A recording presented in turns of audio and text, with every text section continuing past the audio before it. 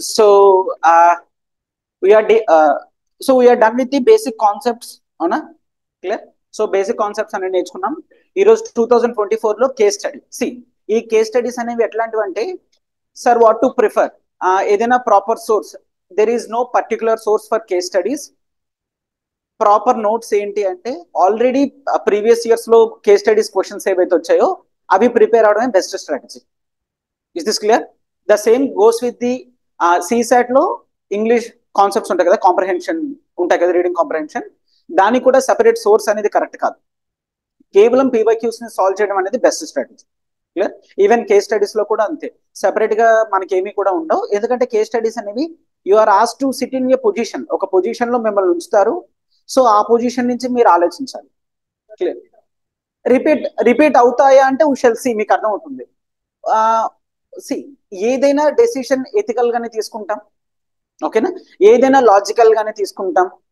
అయితే నా ప్రతి డెసిషన్ అనేది నిన్న నేను చెప్పినట్టు the Aristotle's virtue ethics base మీద ఉండొచ్చు, or the Immanuel Kant's, sir that is the deontological approach మీద ఉండొచ్చు, ఆర్ నా అప్రోచ్ అనేది రైట్ మీన్స్ కాన్సిక్వెన్షియలిజం మీద ఉండొచ్చు. అవునా? నేను ఒక డెసిషన్ తీసుకుంటున్నాను అనుకోండి, దాని యొక్క కాన్సిక్వెన్స్ బేసిస్ మీద యూటిలిటీ గుర్తుంచుకోండి. Sir yes. స్క్రీన్ షేర్ అవ్వట్లేదు. లేదు, ఇంకా చేయలేదు, చూపిస్తాను. I'm just speaking. Okay okay. ఇంకా షో చేయలేదు. రైట్. కాన్సిక్వెన్షియలిజం అనేది చాలా పెద్ద టర్మ్. కాన్సిక్వెన్షియలిజం లో ఒకటి యూటిలిటేరియనిజం అని అంటాం. యూటిలిటేరియనిజం అంటే ఏంటి, ఎకనామిక్స్ లో కూడా చదువుతారు the term utility. Clear? So utility అంటే నాకు ఎంత బెనిఫిట్ అవుతుంది అని, యూటిలిటీ. రైట్? ఎస్. సో యూటిలిటేరియనిజం లో కూడా ఏం చేస్తాము, నేను ఒక యాక్షన్ తీసుకుంటే దానివల్ల నాకు ఎంత యూటిలిటీ ఉంది అనేది. ఒకటేంటి, either from the concept of money, నాకు మనీ పరంగా అయినా బెనిఫిట్ ఉండాలి, or I shall build the relations, నాకు రిలేషన్స్ అయినా బెనిఫిట్ ఉండాలి. అంతే కదా? ఫర్ ఎగ్జాంపుల్ ఒక పొలిటీషియన్ ఏదైనా హెల్ప్ అడిగాడు అనుకోండి, చాలా మంది ఎందుకు చేస్తారు, మనీ గురించి చేయరు. దేని గురించి చేస్తారు, రిలేషన్స్ బిల్డ్ అవుతాయి, నాకు ఏదైనా అవసరం అయితే ఫోన్ ఎత్తుతాడని. అవునా కదా? Is this clear? సో ప్రతిదీ కూడా కాన్సిక్వెన్స్ బేసిస్ మీద, యూటిలిటీ బేసిస్ మీద. Is this clear? సో మనం చేసే ప్రతి యాక్షన్ కూడా కేవలం మనకి ప్రాఫిట్ వస్తుంది, మన పర్స్ లో డబ్బులు యాడ్ అవుతున్నాయని గురించి మాత్రమే కాదు, కొన్నిసార్లు రిలేషన్స్ బిల్డ్ అవ్వాలని కూడా చేస్తూ ఉంటాం. Clear? Right? Good. Yes. So friendship ఎందుకు చేస్తాం? Do we expect? So we don't expect anything, కేవలం రిలేషన్స్ అనేవి బిల్డ్ అవుతాయి అన్నట్టు. Right? Yes, that is. So అయితే I'm just showing the case study. So starting case study కాబట్టి నేను question అంతా నేను చదువుతాను. ప్రతి కేస్ స్టడీ కూడా క్వశ్చన్ నేను చదువుతాను. ఐడల్ టైం ఏంటి అదంతా కూడా నేను చెప్తాను. దాని ఆన్సర్ కూడా నేను క్లియర్ గా రాసి మీకు చూపిస్తూ ఉంటాను. మీరేం రాయాలంటే మీరేం రాయక్కర్లేదు, బట్ ఏదైతే నేను ఆల్రెడీ చెప్పిన నోట్స్ ఉంది కదా, నోట్స్ ఇచ్చా కదా, ఇప్పుడు నేను ఇప్పుడు ఇది చెప్పిన తర్వాత చిన్న టాపిక్ అనేది చెప్తాను, అది రాసుకోండి. అది రాసుకున్న తర్వాత బుక్ అంతా కూడా ఫ్లిప్ చేయండి, అదర్ సైడ్ నుంచి ట్రై చేస్తూ ఉండండి. ఓకేనా? అదర్ సైడ్ నుంచి ట్రై చేస్తూ ఉండండి. రఫ్ గా మాత్రమే రాయండి, డెడికేటెడ్ గా మొత్తం రాయాల్సిన అవసరం లేదు. సార్ మీ వల్ల 300 పేజెస్ బుక్ కొనుక్కున్నాను సార్, ఓకే రైట్. సరే, నా వల్ల మీరు 300 పేజెస్ బుక్ కొనుక్కున్నా సరే, ఎథిక్స్ లో ఎథిక్స్ మీరు ఎక్కడ ఏం చదువుతున్నా, ఏవైనా కొత్త కొత్త టర్మ్స్ మీకు కనిపిస్తున్నా ఈ రెస్పెక్ట్ బుక్ లో యాడ్ చేసుకోండి. క్లియర్? డన్? రైట్? ఎందుకంటే నేను చెప్పిన తర్వాత మీరు ఇంకా గ్రౌండ్ వర్క్ చేయాల్సింది చాలా ఉంటుంది. మార్క్స్ వస్తాయి, ఈజీగానే వస్తాయి, బట్ ఇంకా పెరగాలి అంటే ఇంకాస్త కష్టపడాలి. Clear? So let's take GS1 లో GS2 లో 100 మార్క్స్ రావడం చాలా కష్టం. ఎథిక్స్ లో కొంత కష్టపడితే 100 వస్తుంది. అదే GS1 లో ఆర్ 2 లో 100 వచ్చిన తర్వాత దాన్ని 110 కి తీసుకొని వెళ్ళాలంటే చుక్కలు కనిపిస్తాయి. బట్ ఎథిక్స్ లో అట్లా కాదు, కొంత మినిమం వర్క్స్ తోనే మనం 110 కి వెళ్ళగలం. ఆ స్కోప్ అనేది ఎథిక్స్ ఇస్తుంది. Is this clear? Right? Yes, that is right. So just write the approach to case studies. Approach to case studies. So this is the standard mark. నేను ఇప్పుడు ఏదైతే చెప్తానో approach to the case studies, ఒక framework అనేది ఇస్తాను, ఒక paradigm అనేది ఇస్తాను. ఆ పారాడైమ్ అంటే నథింగ్ బట్ ఫ్రేమ్వర్క్, ఒక ఫ్రేమ్వర్క్ అనేది ఇస్తాను. మన ప్రతి ఆన్సర్ కూడా ఈ ఫ్రేమ్వర్క్ బేసిస్ లో ఉండాలి. ఓకేనా? Right? So just right approaches to case studies. Approaches to case studies.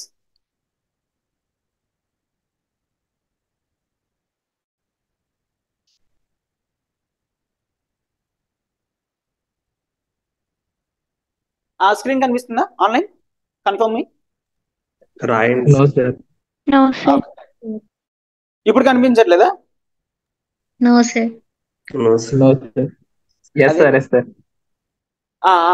Okay, ఇప్పుడు కనిపిస్తుంది. రైట్ రైట్, ఇప్పుడు కనిపిస్తుంది కదా. Yes, sir. Right. So approaches to the case studies. ఒక్కసారి మన కేస్ స్టడీ ఎప్పుడు కూడా ఎట్లా ఉండాలి? It should be coherent. Coherent అంటే ఏంటి? ఒక ఆర్డర్డ్ ఫామ్ లో ఉండాలి, అంతే కదా. రైట్. సో సొల్యూషన్ అడిగాను అనుకోండి, ఏదో సొల్యూషన్ ఇవ్వడం కాదు, ఆ సొల్యూషన్ అనేది ప్రాపర్ గా ఇస్తేనే కదా అర్థమవుతుంది, దాన్ని సొల్యూషన్ అంటాం. క్లియర్? రైట్. సో మన ఆన్సర్ కూడా, మన కేస్ స్టడీ కూడా కోహిరెంట్ గా మాత్రమే మీరు ప్రెజెంట్ చేయాలి. ప్రొవైడెడ్ సి, మీరు మీ కేస్ స్టడీ రాసేటప్పుడు యూ కెన్ యూస్ బ్రాకెట్ లో పెట్టుకోండి, దట్ యూ కెన్ యూస్. మీరు ఏం యూస్ చేయొచ్చు మీ ఆన్సర్ లో? Flow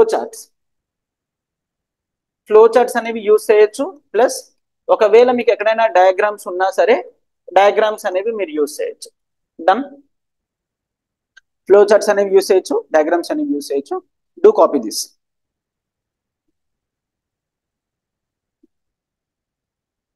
flow charts, diagrams.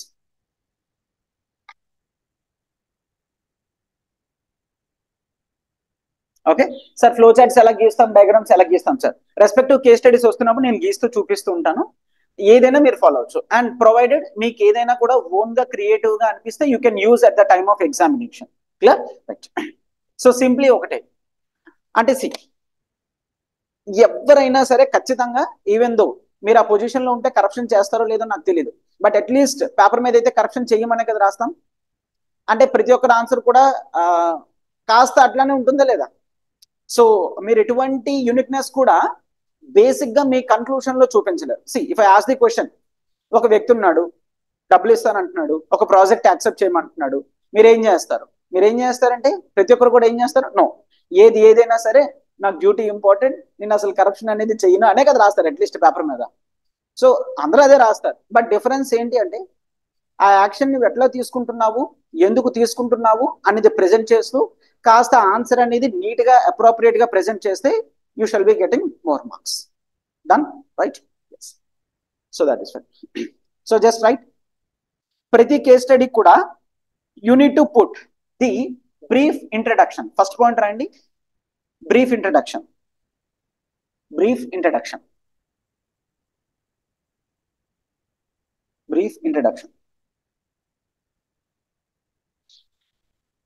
గుర్తుంచుకోండి, ఏ కేస్ స్టడీ కూడా ఇంట్రడక్షన్ అని మీరు పెట్టాల్సిన అవసరం లేదు, పారాగ్రాఫ్ ఫార్మేట్ లో రాసుకుంటూ స్టార్ట్ చేసేయచ్చు. సో అలా రాసే ప్రతిదీ కూడా అది ఇంట్రడక్షన్ కింద మాత్రమే కౌంట్ అనేది అవుతుంది. సార్ ఏం రాస్తాం సార్ ఇంట్రడక్షన్ లో? సెమీకోలన్ పెట్టండి, ఫ్యాక్ట్స్ ఆఫ్ ది కేస్ అని పెట్టండి. Semicolon, facts of the case.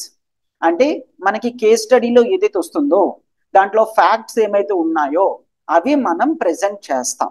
ఓకేనా? ఇంట్రడక్షన్ లో for example, so and so case study అనేది ఎన్విరాన్మెంట్ బేసిస్ మీద, so and so case study అనేది పొల్యూషన్ మీద, so and so case study అనేది ఎథికల్ డైలమాస్ మీద అని చెప్పి మీరు రాస్తారు. అర్థమవుతుంది? ఓకేనా? సో ప్రతి కేస్ స్టడీ కూడా బ్రీఫ్ ఇంట్రడక్షన్ అనేది ఇస్తాం. ఇంట్రడక్షన్ లో ఏం రాస్తాము? ఫ్యాక్ట్స్ ఆఫ్ ది కేస్ ఏవైతే ఉన్నాయో వాటిని ప్రెజెంట్ చేస్తాం. ఓకే, నెక్స్ట్ సెకండ్ పాయింట్ రండి. Stake holders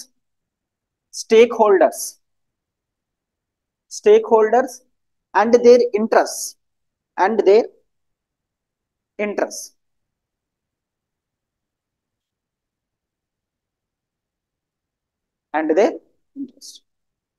Okay, so who is a stakeholder?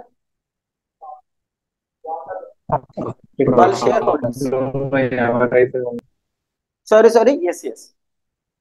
Involved people. Sorry, no. Correct. Involved people. Environment. See, if I say ఒక ఫర్మ్ అనేది ఉంది, ఒక కంపెనీ ఉంది. Okay, so let's take based on the ownership మీద company మొత్తం నాదే అనుకోండి. Can I say I'm a sole proprietor? Yes. చెప్పచ్చా? కంపెనీ మొత్తం నాదే, సోల్ ప్రొపరేటర్. సో నాకు వేరే వాళ్ళతో సంబంధం లేదు. రైట్? ఒకవేళ నాతో పాటు మా ఫ్రెండ్స్ కూడా ఉన్నారనుకోండి, అప్పుడు Partner. Very good. So partnership అని అంటాం. ఓకే, సో పార్ట్నర్షిప్ అంటే నాకు తెలిసిన వాళ్ళే, ఆ నెంబర్ 2 అయినా అవ్వచ్చు, 3 అయినా అవ్వచ్చు, 5 అయినా అవ్వచ్చు, 7, 10 ఎంతైనా అవ్వచ్చు. Okay right. ఆ నెంబర్ దాటి వెళ్ళింది అనుకోండి, పబ్లిక్ లెవెల్లో కంపెనీ మీద పేపర్స్ అనేవి ఇష్యూ చేశాను అనుకోండి, అప్పుడు share holders. Very good. Company of course establish చేసింది నేనే అవ్వచ్చు, బట్ ఈరోజు ఓనర్ నేను మాత్రమే కాదు, చాలా మంది ఉన్నారు. సో షేర్ హోల్డర్స్ అని అంటాం. Okay, then what is the difference between shareholder and stakeholder? Stakeholder అనేది చాలా పెద్ద టర్మ్. పెద్ద టర్మ్ ఎట్లా అంటే, ఫర్ ఎగ్జాంపుల్ ఇప్పుడు ఈ కంపెనీ ఏదైతే ఉందో, ఈ నా ఫర్మ్ ఏదైతే ఉందో, లెట్స్ టేక్ ఇది ఒక ఫార్మాసిటికల్ కంపెనీ, ఒక ఫార్మా కంపెనీ. ఓకే, ఒక ఫార్మాసిటికల్ కంపెనీ. ఈ ఫార్మాసిటికల్ కంపెనీ ఎక్కడ ఉంది అంటే ఒక అంటే లెట్స్ టేక్ ఒక రివర్ ఎక్కడైతే ఉందో ఆ రివర్ ఉన్న ఏరియాలో ఉంది. ఓకేనా, రివర్ ఉన్న ఏరియాలో ఉంది. ఆ రివర్ ని ఆనుకొని చాలా మంది ట్రైబల్స్ ఉన్నారు, చాలా విలేజెస్ కూడా ఉన్నాయి. Is this clear? Main people ఎవరు లేరు, సిటీలో ఉన్న పీపుల్ ఎవరు లేరు, ట్రైబల్స్ ఉన్నారు, ఆ రిలేటెడ్ లో కొంతమంది విలేజెస్ ఉన్నారు. సో ఇప్పుడు ఫార్మా కంపెనీలో రిలీజ్ అయ్యే పొల్యూషన్స్ వలన ఈ tribal people, village people effect అవుతారా? Yes, sir. Yes, sir. అవునా? Right. So the moment I say stakeholder approach, stakeholder అని నేను చెప్పానంటే ఎవరెవరు వస్తారు? నేను వస్తాను, షేర్ హోల్డర్స్ అందరూ వస్తారు. ఓకే, ఇంకెవరు వస్తారు? ట్రైబల్స్ వస్తారు. ట్రైబల్స్ కి ఫర్మ్ లో వాటా ఏం లేదు కదా సార్? నో, వాళ్ళకి ఎటువంటి ప్రాఫిట్ ఉన్నా లేకపోయినా వాళ్ళు దాని వల్ల ఎఫెక్ట్ అవుతున్నారు కదా, రైట్? సో ట్రైబల్స్ వస్తారు, విలేజ్ పీపుల్ వస్తారు, ఎందుకంటే విలేజ్ వాళ్ళు కూడా వాటర్ యూజ్ చేస్తున్నారు. నేను ఆ వాటర్ యూజ్ చేయడం వల్ల విలేజ్ పీపుల్ కి ఆ వాటర్ అనేది ఉండడం లేదు. అవునా? క్లియర్? రైట్. అండ్ ఇంకెవరు వస్తారు? ఓవరాల్ గా ద బ్రాడ్ పిక్చర్ లో వస్తుందా కదా? ఆఫ్ కోర్స్ గవర్నమెంట్ వస్తుంది. అవునా? ఇంకా can I say the environmental activist, వీళ్ళు కూడా వస్తారు కదా, ఫస్ట్ ఇలా వస్తారు. రైట్? సో ఆ ఎన్విరాన్మెంటల్ రివర్ మీద డిపెండ్ అయిన లైవ్లీహుడ్ వాళ్ళు కూడా వస్తారు కదా సార్. మీ వాయిస్ కొద్దిగా బ్రేక్ అయింది. ఎన్విరాన్మెంటల్ గా రివర్ మీద డిపెండ్ అయి ఉన్న లైవ్లీహుడ్ పొందే వాళ్ళు ఉంటారు కదా సార్. Right right. అయితే సి ఎన్విరాన్మెంట్ మీద డిపెండ్ అయ్యే లైవ్లీహుడ్ పీపుల్ మాత్రమే వస్తారు, యానిమల్స్ ని కన్సిడర్ చేయం. Is this clear? Of course I don't know, but stake holder approach లో యానిమల్స్ ని కన్సిడర్ చేయం. Clear sir? ఆ రివర్ వల్ల కొన్ని యానిమల్స్ చనిపోవచ్చు కదా, బట్ స్టేక్ హోల్డర్స్ అప్రోచ్ లో, స్టాండర్డ్ అప్రోచ్ లో మనం యానిమల్స్ ని తీసుకోవట్లేదు. కేవలం ఏ పీపుల్ అయితే ఆధారపడి ఉన్నారో, ఏ ఇండస్ట్రీస్ అయితే ఆధారపడి ఉన్నాయో వాటంతటిని కూడా స్టేక్ హోల్డర్స్ లో తీసుకుంటాం. సో స్టేక్ హోల్డర్ అప్రోచ్ అనేది బ్రాడ్ అప్రోచ్ ఏనా? క్లియర్? ఇది సమ్వాట్ బ్రాడ్ అప్రోచ్ కింద మనం తీసుకోవచ్చు. డన్? రైట్. అందుకనే ప్రతి కేస్ స్టడీలో కూడా ఎవరెవరు ఇన్వాల్వ్ అవుతున్నారు అనేది తెలియాలి. ఆ ఇన్వాల్వ్ అయిన ప్రతి ఒక్కరికి కూడా ఒక ఇంట్రెస్ట్ అనేది ఉంటుంది. ఫర్ ఎగ్జాంపుల్ లెట్స్ టేక్, ఇప్పుడు ఆ ఫర్మ్ నాది, సడన్ గా గవర్నమెంట్ వచ్చి నీ ఫర్మ్ వల్ల పొల్యూషన్ రిలీజ్ అవుతుంది, నీ కంపెనీని క్లోజ్ చేస్తున్నాం అని అన్నారు అనుకోండి, నా ఇంట్రెస్ట్ ఏముంటుంది? బేసిక్ గా ప్రాఫిట్ మ్యాక్సిమైజేషన్. అవునా? ఫర్మ్ నాది కాబట్టి ఫర్మ్ క్లోజ్ చేస్తే నేను ఎక్కడికి వెళ్ళాలి? నన్ను తీసేసేయండి, నా మీద ఆధారపడ్డ ఎంప్లాయీస్ ఏమవ్వాలి? Are you getting clear? Right. So ప్రతి ఒక్కరికి కూడా వాళ్ళ ఓన్ గోల్స్ అనేవి ఉంటాయి. సో అందుకని ఇక్కడ మనం కేస్ స్టడీలో ఎవరు స్టేక్ హోల్డర్స్ రాస్తాం, వాళ్ళ ఇంట్రెస్ట్ అనేది రాస్తాం. ఫర్ ఎగ్జాంపుల్ కంపెనీ ఫర్మ్ ఉంది అనుకోండి, వాడి ఇంట్రెస్ట్ ఏంటి? Profit maximisation. ఎంప్లాయీస్ ఉన్నారనుకోండి, జాబ్ సెక్యూరిటీ. ఎన్విరాన్మెంటల్ యాక్టివిస్ట్ ఉన్నారనుకోండి, ప్రో ఎన్విరాన్మెంట్. గవర్నమెంట్ ఉంది అనుకోండి, కంప్లైన్స్ ఆఫ్ రెగ్యులేషన్స్. సరిపోయిందా? కంప్లైన్స్ ఆఫ్ రెగ్యులేషన్స్ అంటే ఏంటి? నేను కొన్ని రెగ్యులేషన్స్ అనేవి పెడతాను, వాటిని కంప్లై చేయాలి. కంప్లై చేయాలి అంటే ఫాలో అవ్వాలి అని అర్థం. ఎవరు ఆశలది ఉంటుంది కదా. Is this clear? Right. So అందుకని ప్రతి కేస్ స్టడీలో కూడా ప్రాపర్ గా స్టేక్ హోల్డర్స్ ఎవరో వాళ్ళని మనం ఐడెంటిఫై చెయ్యాలి. ఒక్కసారి కొన్ని కేస్ స్టడీస్ లో డైరెక్ట్ గా ఇస్తాడు స్టేక్ హోల్డర్స్ ఎవరు అని, ఇస్తే కన్ఫర్మ్ గా రాస్తారు, ఇవ్వకపోయినా రాయాలి. అర్థమైందా? ఎందుకు రాయాలి అనేది మీకు తర్వాత అర్థం. ఓకే, సో ఇచ్చినా ఇవ్వకపోయినా అంటే నేను ఇప్పుడు ఏదైతే ఫ్లో చెప్తున్నానో ఈ ఫ్లోలో మీకు క్వశ్చన్ అడిగితే అది అలా రాస్తారు, ఈ ఫ్లో క్రాస్ చేసి ఇంకేదైనా క్వశ్చన్ అడిగాడు అనుకోండి, ఈ ఫ్లో మెయింటైన్ చేస్తూ దాని ఆన్సర్ రాస్తాం. క్లియర్? రైట్. సో ఇంట్రడక్షన్ ప్రతిదానికి పెట్టాలి. Next stakeholders and their interest. అర్థమైందా?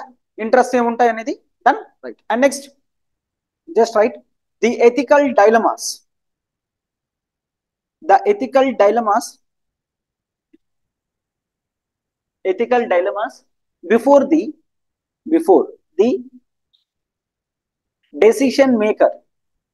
Ethical dilemmas before the decision maker.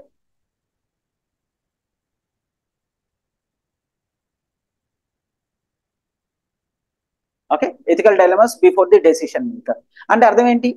ప్రతి కేస్ స్టడీలో కూడా ఎథికల్ డైలమా అనేది ఉంటుంది, ఖచ్చితంగా ఉంటుంది కదా. ఇప్పుడు ఫర్మ్ నాదే, అఫ్ కోర్స్ నేనే ఎథికల్ గానే ఆలోచించినా సరే ఎథికల్ డైలమాలో ఉంటాను కదా. ఒక సైడ్ కేవలం కంపెనీ అనే మాత్రమే కాదు, కంపెనీ మీద చాలా మంది ఆధారపడ్డ పీపుల్ ఉంటారు, వాళ్ళ ఎంప్లాయబిలిటీ ఏమవుతుంది. ఇంకొక సైడ్ నా వల్ల ఎన్విరాన్మెంట్ పొల్యూషన్ అవుతుంది. సో ఏం చేయాలి? Right. Is this clear? Right. So అందుకనే ethical dilemmas before the decision maker అంటే సింప్లీ ప్రతి ఆన్సర్ లో కూడా ఎథికల్ డైలమాస్ ఏమున్నాయో మీరు మెన్షన్ చేస్తారు. ఎథికల్ డైలమాస్ లేకపోతే వాల్యూస్ ఇన్వాల్వ్డ్ కూడా రాస్తారు. స్లాష్ పెట్టండి, స్లాష్ స్లాష్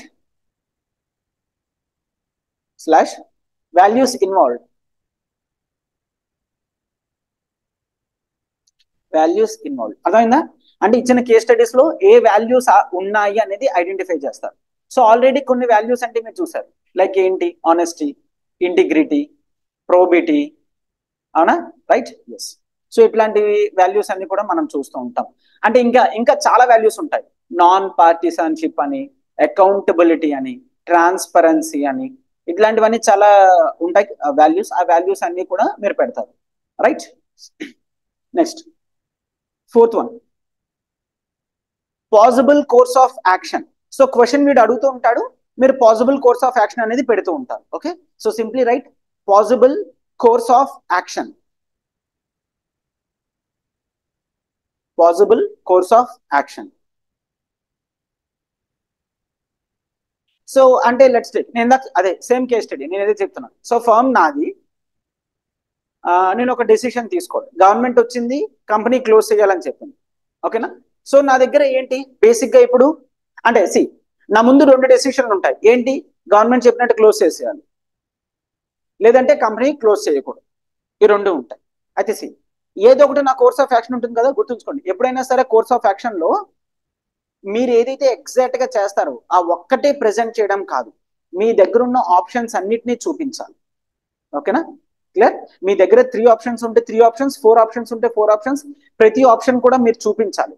అది చూపించిన తర్వాత లెట్స్ టేక్, ఇప్పుడు ఫర్మ్ నాది, కంపెనీ నేను క్లోజ్ చెయ్యాలి అనుకోవట్లేదు, కంపెనీ రన్ చేద్దామని అనుకుంటున్నాను. సార్ మరి గవర్నమెంట్ కంప్లైంట్స్ ఆర్డర్స్ ఇష్యూ చేసింది కదా, ఖచ్చితంగా కంపెనీ క్లోజ్ చేయాలి కదా. నో, కంపెనీ క్లోజ్ చెయ్యను. చెయ్యకుండా ఏం చేస్తాననేది పక్కన పెడితే, ఇప్పుడు కంపెనీ క్లోజ్ చెయ్యకపోతే నాకు బెనిఫిట్ ఏంటి? నా ప్రాఫిట్స్ నాకు వస్తాయి, కొంతమందికి ఎంప్లాయ్మెంట్ అనేది ఉంటుంది, అండ్ పీపుల్కి మెడిసిన్స్ అనేవి దొరుకుతాయి. ఇవన్నీ పాజిటివ్సే కదా. నెగిటివ్స్ ఏంటి? నెగిటివ్స్ నాకు ప్రాఫిట్ పోతుంది, నో, అది నెగిటివ్ కింద రాయం. రైట్. సో నెగిటివ్ ఏంటి? ఎంప్లాయబిలిటీ పోతుంది, environmental damage. Right. Yes. Environmental గా ఎస్ పొల్యూషన్ అవుతుంది నేను కంపెనీ కంటిన్యూ చేస్తే. Is this clear? Right. So ప్రతి యాక్షన్ కి కూడా మెరిట్స్ ఉంటాయి, డిమెరిట్స్ కూడా ఉంటాయి. క్లియర్? మెరిట్స్ ఉంటాయి, డిమెరిట్స్ కూడా ఉంటాయి. So for example let's take, నేను కంపెనీ క్లోజ్ చేసేసాను, గవర్నమెంట్ క్లోజ్ చేయమని కాబట్టి క్లోజ్ చేస్తాను. ఇప్పుడు మెరిట్స్ ఏంటి? కంపెనీ క్లోజ్ చేస్తాను. మెరిట్స్ ఏంటి? ఎన్విరాన్మెంటల్ కంప్లైంట్స్, ఎన్విరాన్మెంటల్ ని ప్రొటెక్షన్ చేస్తున్నాను, గవర్నమెంట్ రెగ్యులేషన్స్ అనేవి ఫాలో అవుతున్నాను. రైట్. నెగిటివ్స్ ఏంటి? Loss of employment. Yes, very good. Medicines అనేవి క్రైసిస్ లోకి వస్తాయి. We lack the availability of medicines. Affordability cost of the medicines అనేవి పడిపోతాయి కదా. అందరూ క్లోజ్ చేస్తున్నారు, ఒక కంపెనీ ఉంది అనుకోండి, then prices will skyrocket. Monopoly. Right. Monopoly. Is this clear? అంటే నేను ఏ యాక్షన్ తీసుకున్నా దాని తగ్గ పాజిటివ్స్ నెగిటివ్స్ ఉంటాయి. సో అందుకనే మీరు తీసుకున్న ప్రతి కోర్స్ ఆఫ్ యాక్షన్ కి కూడా మెరిట్స్ డిమెరిట్స్ అనేవి చూపిస్తూ ఉండాలి. క్లియర్? మెరిట్స్ అండ్ డిమెరిట్స్ అనేవి చూపిస్తూ ఉండాలి. చాలా కేస్ స్టడీస్ ఉంటాయి, బాగుంటాయి, మంచి మంచి కేస్ స్టడీస్ ఉంటాయి, ప్రాపర్ ఎథికల్ డైలమాస్ ఉంటాయి, మీరు ప్రాపర్ గా థింక్ చేయగలరు, బాగుంటాయి. Okay right. మెరిట్స్ ని డిమెరిట్స్ ని బేసిక్ గా రాస్తే చాలు, ఎక్స్ప్లెయిన్ చేయాల్సిన అవసరం లేదు. ఎందుకంటే ఇప్పటికి ఎన్ని పాయింట్స్ రాశారు? Possible course of action 4 points దాకా రాశారు, అవునా? ఇంకొక 2 పాయింట్స్ అనేవి ఉన్నాయి. సో 6 పాయింట్స్ టోటల్ గా మనం ఎన్ని వర్డ్స్ లో రాయాలి? ఎవరు చెప్పారు 200 220 అని? వాడు ఎవరైనా 250 ఇస్తున్నాడు. మినిమం 250 వర్డ్స్ రాయాలి. ఓకే, 250 వర్డ్స్ రాయాలి. సో 250 అంటే 6 పాయింట్స్ నేను చెప్తున్నానంటే ప్రతి పాయింట్ లో కూడా మీరు 40 రాసినా సరే అది 250 దగ్గరకు వచ్చేస్తుంది కదా, వితౌట్ కన్క్లూషన్ తో పాటు. Is this clear? సో మీరు కొన్ని ఎక్స్ప్లెయిన్ చేయాల్సిన అవసరం లేదు, కొన్ని ఎక్స్ప్లెయిన్ చేస్తూ ఉండాలి. బట్ ఫర్ షూర్ 250 కన్నా దాటిపోతాయి. ఆన్సర్ రాస్తే ఖచ్చితంగా 250 కన్నా దాటిపోతాయి. దట్ ఈస్ ఫైన్, పర్వాలేదు. You just keep on writing. Done? Clear? Case studies లో అంత ఎగ్జాక్ట్ వర్డ్ లిమిట్ అనేది ఫాలో అవ్వలేదు. ఫాలో అయితే ఆన్సర్ ప్రాపర్ గా ఉండదు. You try to improve your speed and word usage అనేది కట్ షార్ట్ చేయండి. క్రిస్ప్ గా ఉండాలి, ప్రాపర్ గా ఉండాలి. ఓకేనా? Right. Yes, that is. So positive course of action, merits and demerits. Next తర్వాత ఏంటి? The chosen course of action. ఇప్పుడు నెక్స్ట్ ఏంటి? Chosen course of action. So పైన ఉన్న పాసిబుల్ కోర్స్ ఆఫ్ యాక్షన్ తర్వాత నువ్వు ఏం చూస్ చేసుకుంటున్నావు అనేది ఉంటుంది. The chosen course of action, merits and demerits.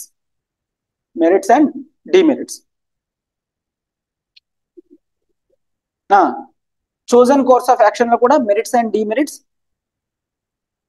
అంటే నువ్వేం చూస్ చేస్తున్నావు, ఎందుకు చూస్ చేస్తున్నావు అంటే ఇక్కడ rather writing for merits and demerits we can write.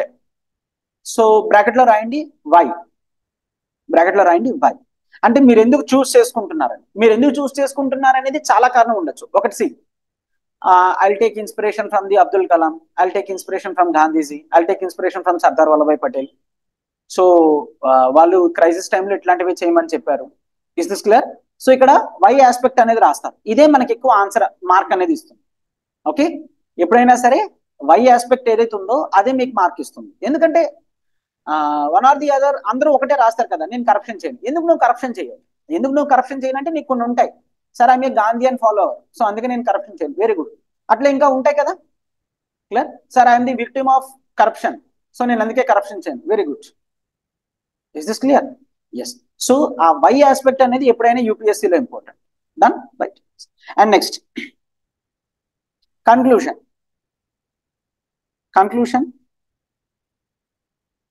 emphasis on benefits and values. Overall గా చిన్న సమ్మరీ లాగా ఎందుకు తీసుకుంటున్నాం, ఎట్లా తీసుకుంటున్నాం అనేది. Emphasis on benefits and values. Bracket లో రాయండి పాసిబ్లీ యాడ్ కొటేషన్.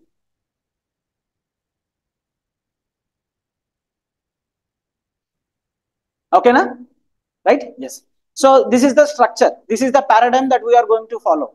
ఇది ఫ్రేమ్వర్క్, మనం ఇదే ఫాలో అవుతున్నాం. రైట్. సో ఇప్పుడు కేస్ స్టడీ చూస్తాము. కేస్ స్టడీలో ఉన్న క్వశ్చన్ చదువుతారు. చదివిన తర్వాత ఈ స్ట్రక్చర్ లోనే మీరు థింక్ చేస్తూ ఆన్సర్స్ అనేవి పెడుతూ ఉండాలి. ఇనీషియల్ డేస్ లో నేను చెప్తూ ఉంటాను, తర్వాత మీరు దాన్ని అర్థం చేసుకొని స్పీడ్ గా చేస్తూ ఉండాలి. ఓకేనా? Clear? Right. Good. Shall we start online? Yes, sir. Yes. Any doubts? Structure అనేది దొరికింది. చెప్పండి క్రాంతి. సార్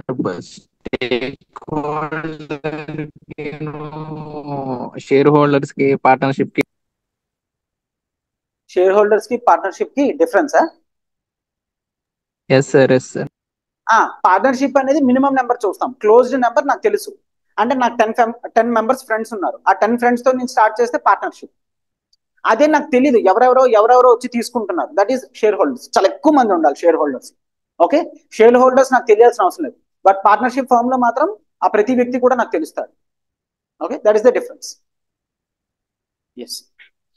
సో ఒక్కసారి మనకి టోటల్ గా 6 కేస్ స్టడీస్ ఉంటాయి. నేను ఆల్రెడీ చెప్పాను, ఇది 6 కేస్ స్టడీస్ ఉంటాయి. ఒక్కొక్క కేస్ స్టడీ కూడా మనకి 20 మార్క్స్ ఉంటాయి. ఇది నెంబర్ ఆఫ్ కేస్ స్టడీస్ ఉంటాయి, అండ్ ఇది ఒక్కొక్క case study marks. Clear? And అంటే what is the time that we need to allot? I say 15 minutes. 15 minutes దీంట్లో పెట్టాలి. అఫ్ కోర్స్ నేను పాత క్లాస్ లో లాస్ట్ క్లాస్ లో 14 చెప్పాను కదా, 14 నియర్లీ ఇంపాసిబుల్. 15 పెట్టుకుంటే ప్రాపర్ గా ఉంటుంది. సో 15 పెట్టుకుంటున్నారంటే 10 మార్క్స్ క్వశ్చన్స్ ఏవైతే ఉన్నాయో 10. నో క్రాంతి, మీ వాయిస్ బ్రేక్ అవుతుంది. No.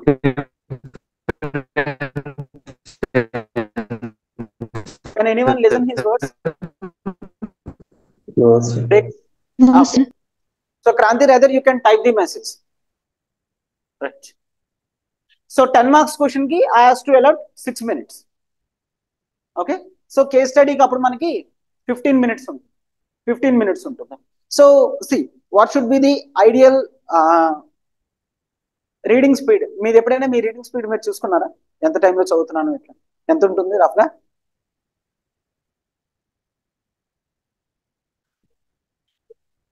ఓకే, అంటే వర్డ్స్ పర్ మినిట్ WPM లో చెక్ చేస్తారు, వర్డ్స్ పర్ మినిట్ లో చెక్ చేస్తారు. Okay right. అయితే రఫ్ గా అంటే ఒక average to above average speed దాదాపుగా ఒక 200 వర్డ్స్ పర్ మినిట్. నో, తక్కువే కదా. క్లియర్?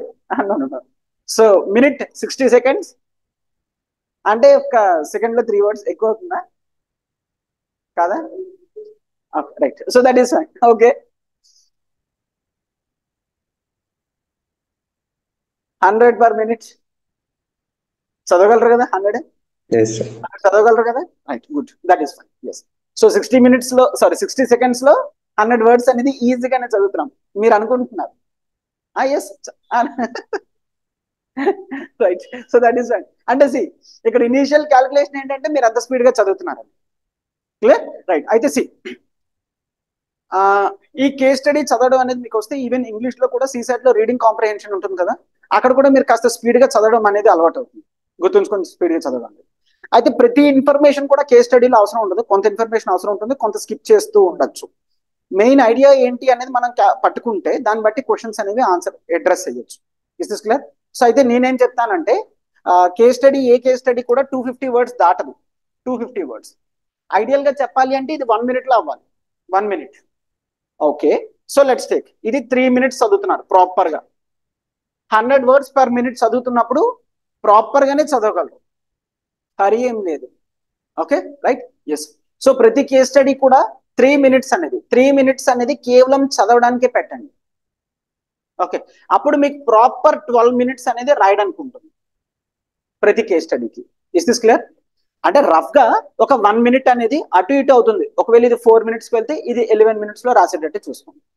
ఇంతకన్నా దాటద్దు, 15 minutes కన్నా దాటకూడదు. క్లియర్?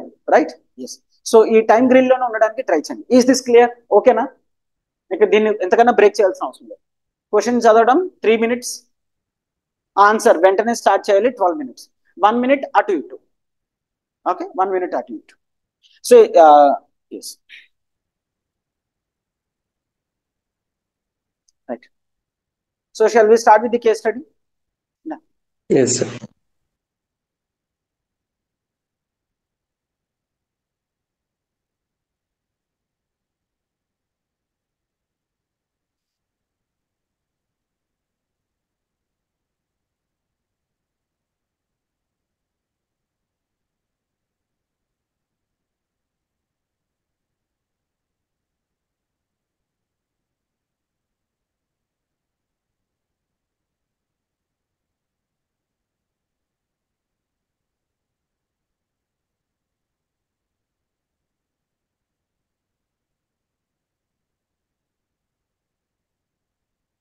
సో ఇది ఎక్కడ ఉంది? ఇది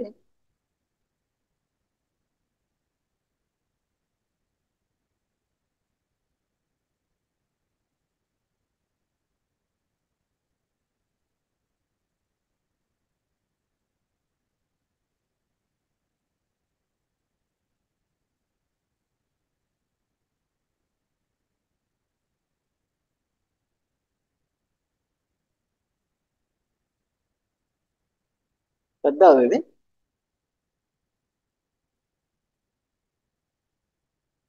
ఆన్లైన్ కనిపిస్తుంది ఇది.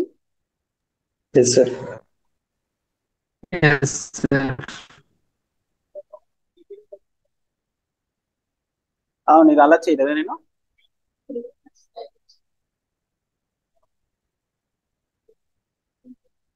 మెయిల్లోనే ఉంది, మెయిల్లో ఓపెన్ చేశానా? డౌన్లోడ్ చేశాను, అది డౌన్లోడ్ చేశాను.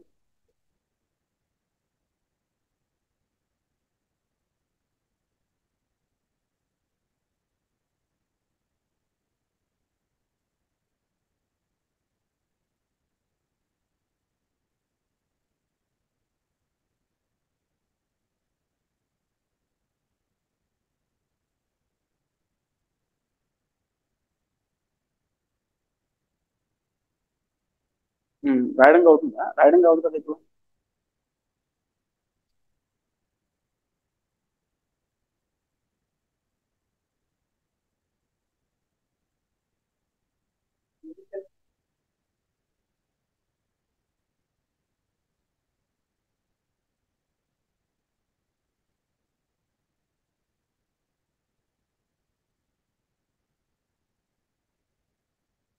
సరే, మెయిల్లోనే ఓపెన్ చేస్తాను.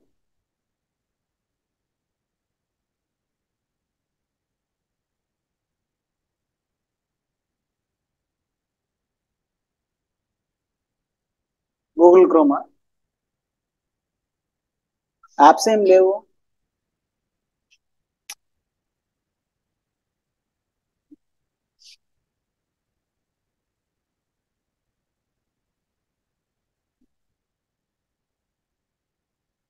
Okay, right. So that is fine. So you shall see.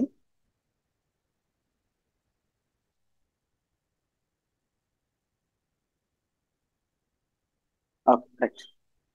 So ఇదైతే మీరు చూడగలరు కదా? Yes, sir. ఎస్, ఇది కేస్ స్టడీ. కేస్ స్టడీ చూడండి.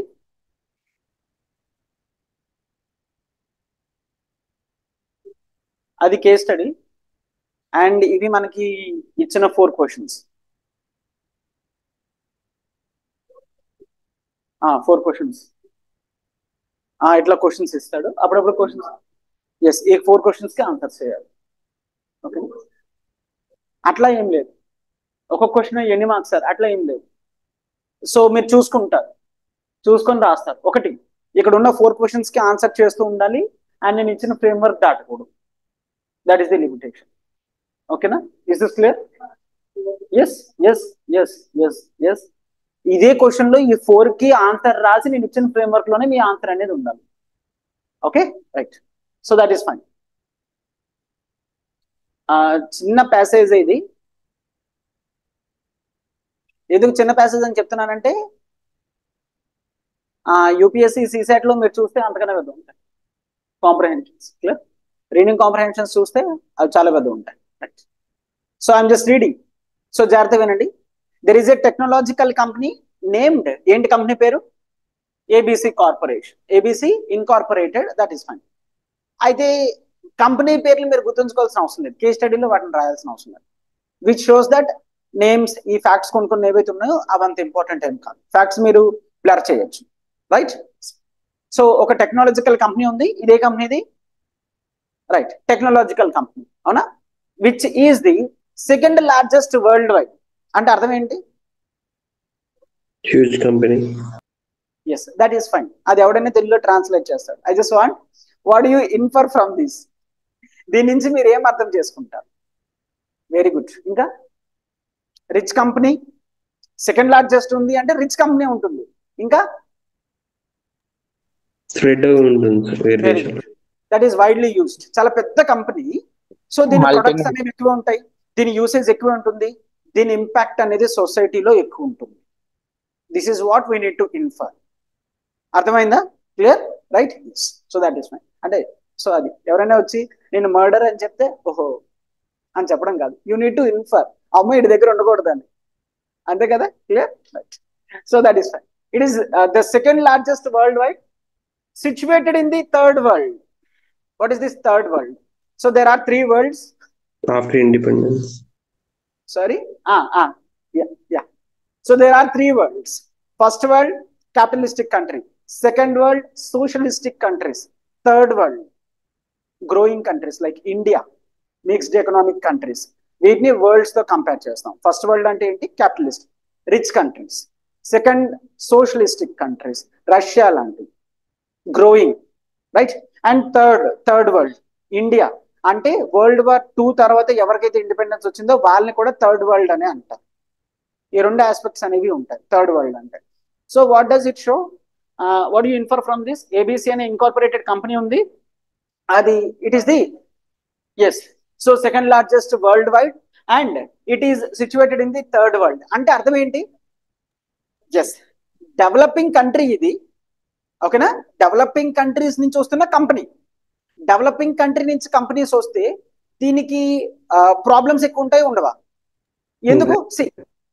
లెట్స్ టేక్ ఇప్పుడు నేను ఒక మొబైల్ మ్యానుఫ్యాక్చరింగ్ కంపెనీ పెట్టాలనుకుంటున్నాను అనుకోండి. I cannot compete with the Apple. ఎందుకు? వాటి ఎస్ అది చాలా వెల్ ఎస్టాబ్లిష్డ్, దాని దగ్గర హ్యూజ్ ఫండ్స్ అనేవి ఉన్నాయి, రైట్? ఎంత మార్కెటింగ్ కాంపిటీషన్ అయినా చేయగలదు, అవునా? రైట్. సో దీనికి కూడా ప్రాబ్లమ్స్ ఉంటాయి, ఉండవా? రైట్. సో కేస్ స్టడీ చదివేటప్పుడు మీరు ఒక్కొక్కటి అర్థం చేసుకుంటూ వెళ్ళాలి. వీడి పాయింట్ ఇస్తున్నాడంటే దాని అర్థం ఏంటి?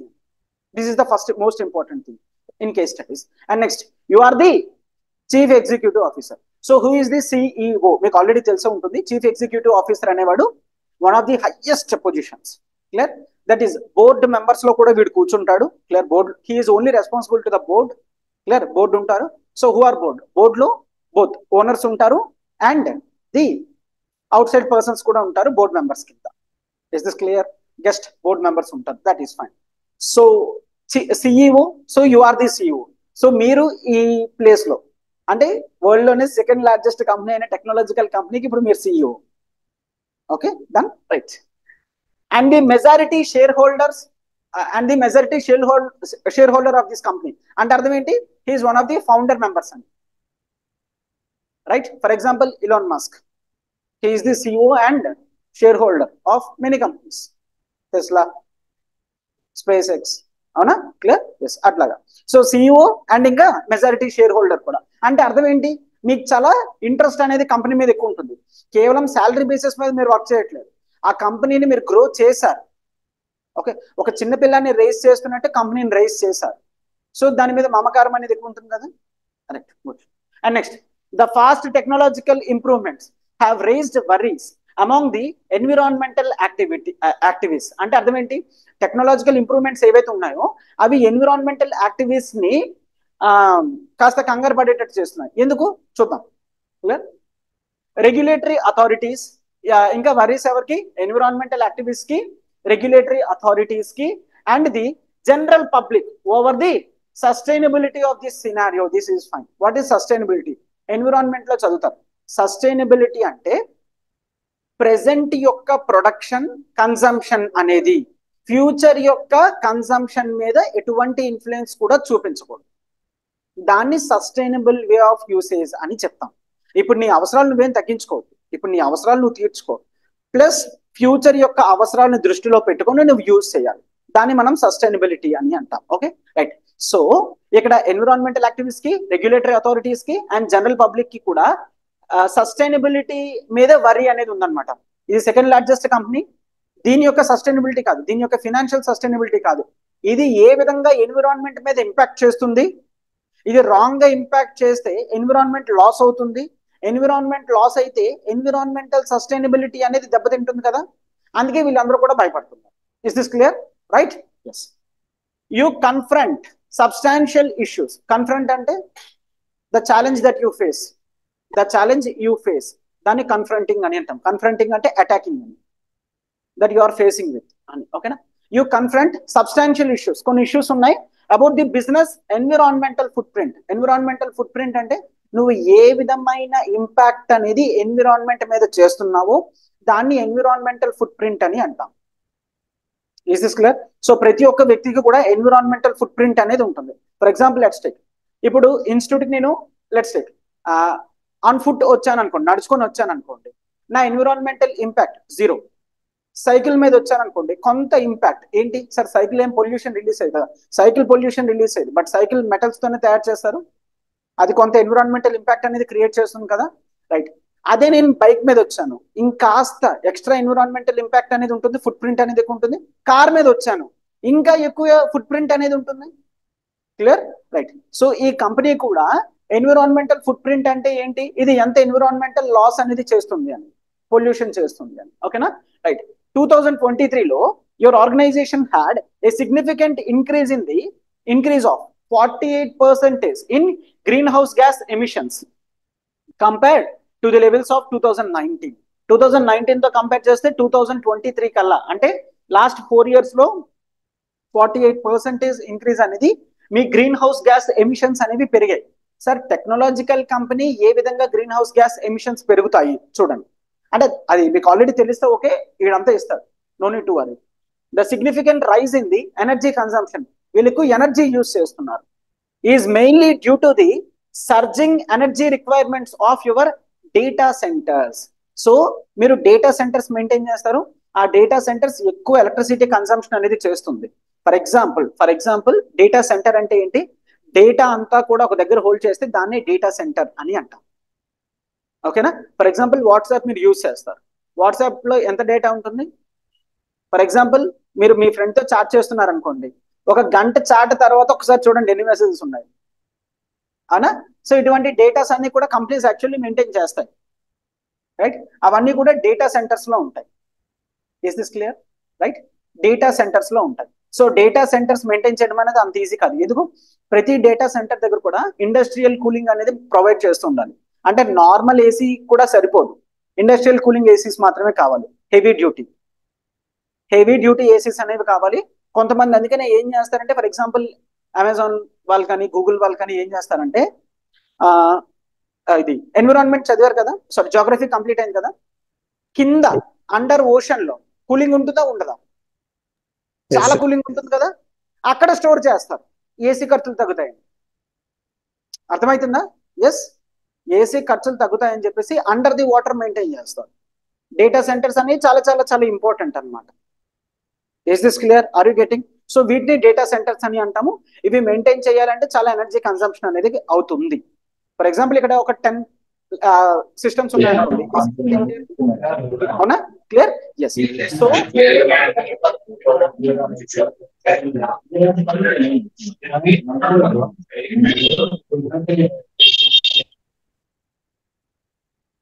Right. So data centres maintain చేయాలంటే ఎనర్జీ కన్సంప్షన్ అనేది మనకి పెరుగుతుంది. Next, fuel by the exponential expansion of artificial intelligence. Very good. AI అనేది ఎక్కువ అమౌంట్ ఆఫ్ ఎనర్జీ అనేది తీసుకుంటుంది. ఓకేనా, ఆర్టిఫిషియల్ ఇంటెలిజెన్స్ అనేది ఎక్కువ అమౌంట్ ఆఫ్ ఎనర్జీ అనేది కన్సంప్షన్ చేస్తుంది. అంటే simple example I can give. మీరు ఒకటి సర్చ్ ఇంజిన్ లో సర్చ్ చేస్తున్నారు, సర్చ్ ఇంజిన్ అంటే let's take I will say Google. Okay, so గూగుల్లో చెక్ చేశారు ఏంటి, the capital of India, answer ఒకటి వస్తుంది ఢిల్లీ అని. సో అలా రావాలి అంటే మీ ఫోన్లో కొంత ఎనర్జీ కన్సంప్షన్ అవుతుందా, బ్యాటరీ కొంత ఎనర్జీ తీసుకుంటుందా, ఇంటర్నెట్ యాక్సెస్ చేస్తున్నప్పుడు కొంత ఎనర్జీ అనేది పోతుందా. ఓకేనా, సో మీరు ఇండియా క్యాపిటల్ ఏమి అని టైప్ చేసిన వెంటనే ఢిల్లీ అని రావడానికి కొంత ఎనర్జీ అనేది కన్సంప్షన్ అవుతుంది. సేమ్ క్వశ్చన్ ఒకవేళ మీరు ఇప్పుడు వస్తున్నాయి కదా చాట్ జీపీటీ కానీ ఆర్టిఫిషియల్ ఇంటెలిజెన్స్ మీలో ఏవైతే ఉన్నాయో వీటిలో యూజ్ చేస్తే at least 10 to 15 times of energy consumption అనేది జరుగుతుంది. అర్థమైందా, రైట్.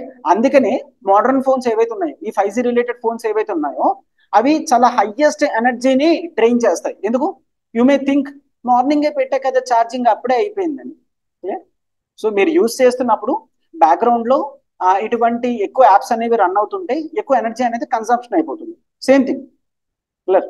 మీరు ఒక యాక్టివిటీ చేస్తున్నారంటే ఎనర్జీగా ఉండగలరు, సైమల్టేనియస్ గా 3-4 యాక్టివిటీస్ చేస్తున్నారంటే ఎనర్జీ అయిపోతుంది కదా 2-3 hours. Clear, right. ఇప్పుడు క్లాస్ లో కూర్చోవాలి, నేను చెప్పిందంతా వినాలి, సైమల్టేనియస్ గా 3-4 వర్క్స్ చేస్తున్నారు. సో అందుకనే గంటకన్నా ఎక్కువసేపు వింటారు, right. This is fine. Artificial intelligence అనేది ది హైయెస్ట్ ఎనర్జీ కన్సంప్షన్ అనేది చేస్తుంది. ఈవెన్ ది బ్లాక్ టెక్నాలజీ కూడా, మైనింగ్ ఇండస్ట్రీస్ కూడా, బ్లాక్ చైన్ ఉంటుంది, మైనింగ్ చేస్తారు. మైనింగ్ చేయాలి అంటే అసలు నార్మల్ ఎనర్జీ కాదు. జనరల్లీ ఇట్ సేస్ ఈ మైనింగ్ చేసిన వాళ్ళందరూ దగ్గర కూర్చొని ఎంతైతే ఎనర్జీ కన్సంప్షన్ చేస్తున్నారో ఒక సిటీకి పవర్ సరిపోతుంది, అంత కన్సంప్షన్ అవుతుంది ఎనర్జీ.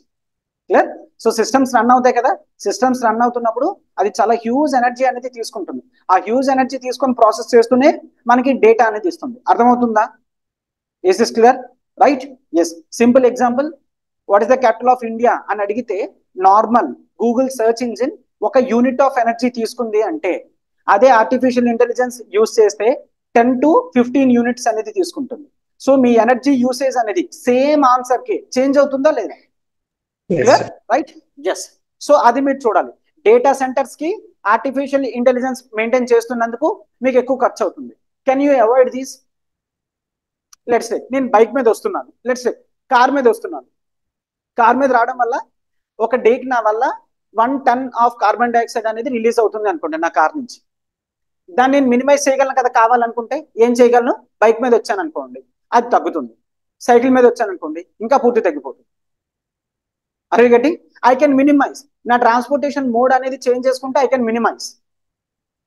బట్ నేను అక్కడి నుంచి ఇక్కడికి వస్తున్నాను, ఒక 1 ton of carbon dioxide release అవుతుంది, అసలు రావడం మానేస్తే అవుతుంది అసలు? How can I survive? Right? I can minimise the transportation, but అసలు రాకుండా మానేలేను కదా. రైట్? ఇదే కంపెనీ, ఇది technological company. Data centres close చేసేసుకో, ఎనర్జీ ఎక్కువ అవుతుంది, అయితే డేటా సెంటర్ క్లోజ్ చేసి అవుతుందా? పాసిబుల్ అవుతుందా? This is clear? Artificial intelligence లో రీసెర్చ్ చేయొద్దు, అవుతుందా? ఇది కంపెనీ ఎలా గ్రో అవుతుంది?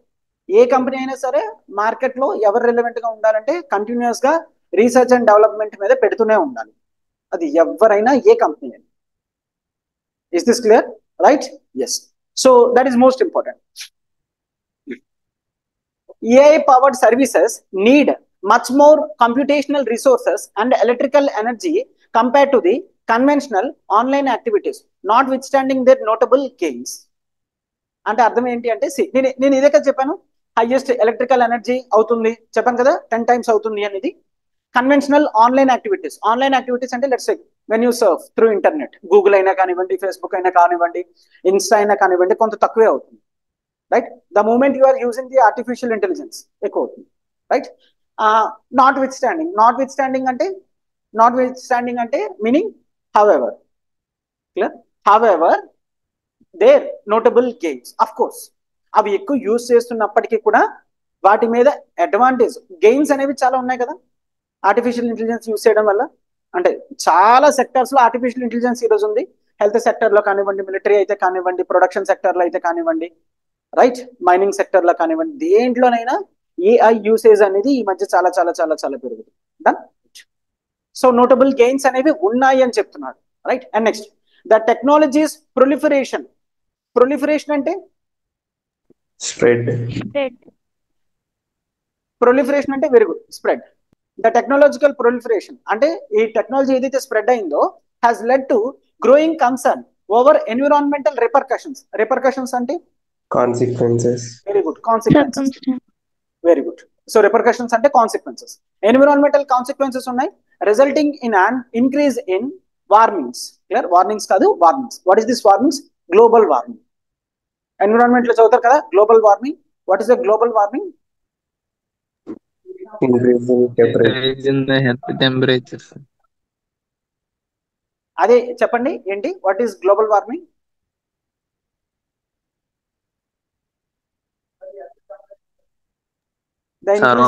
టెంపరేచర్ ఇంక్రీజ్ అవ్వడం sir.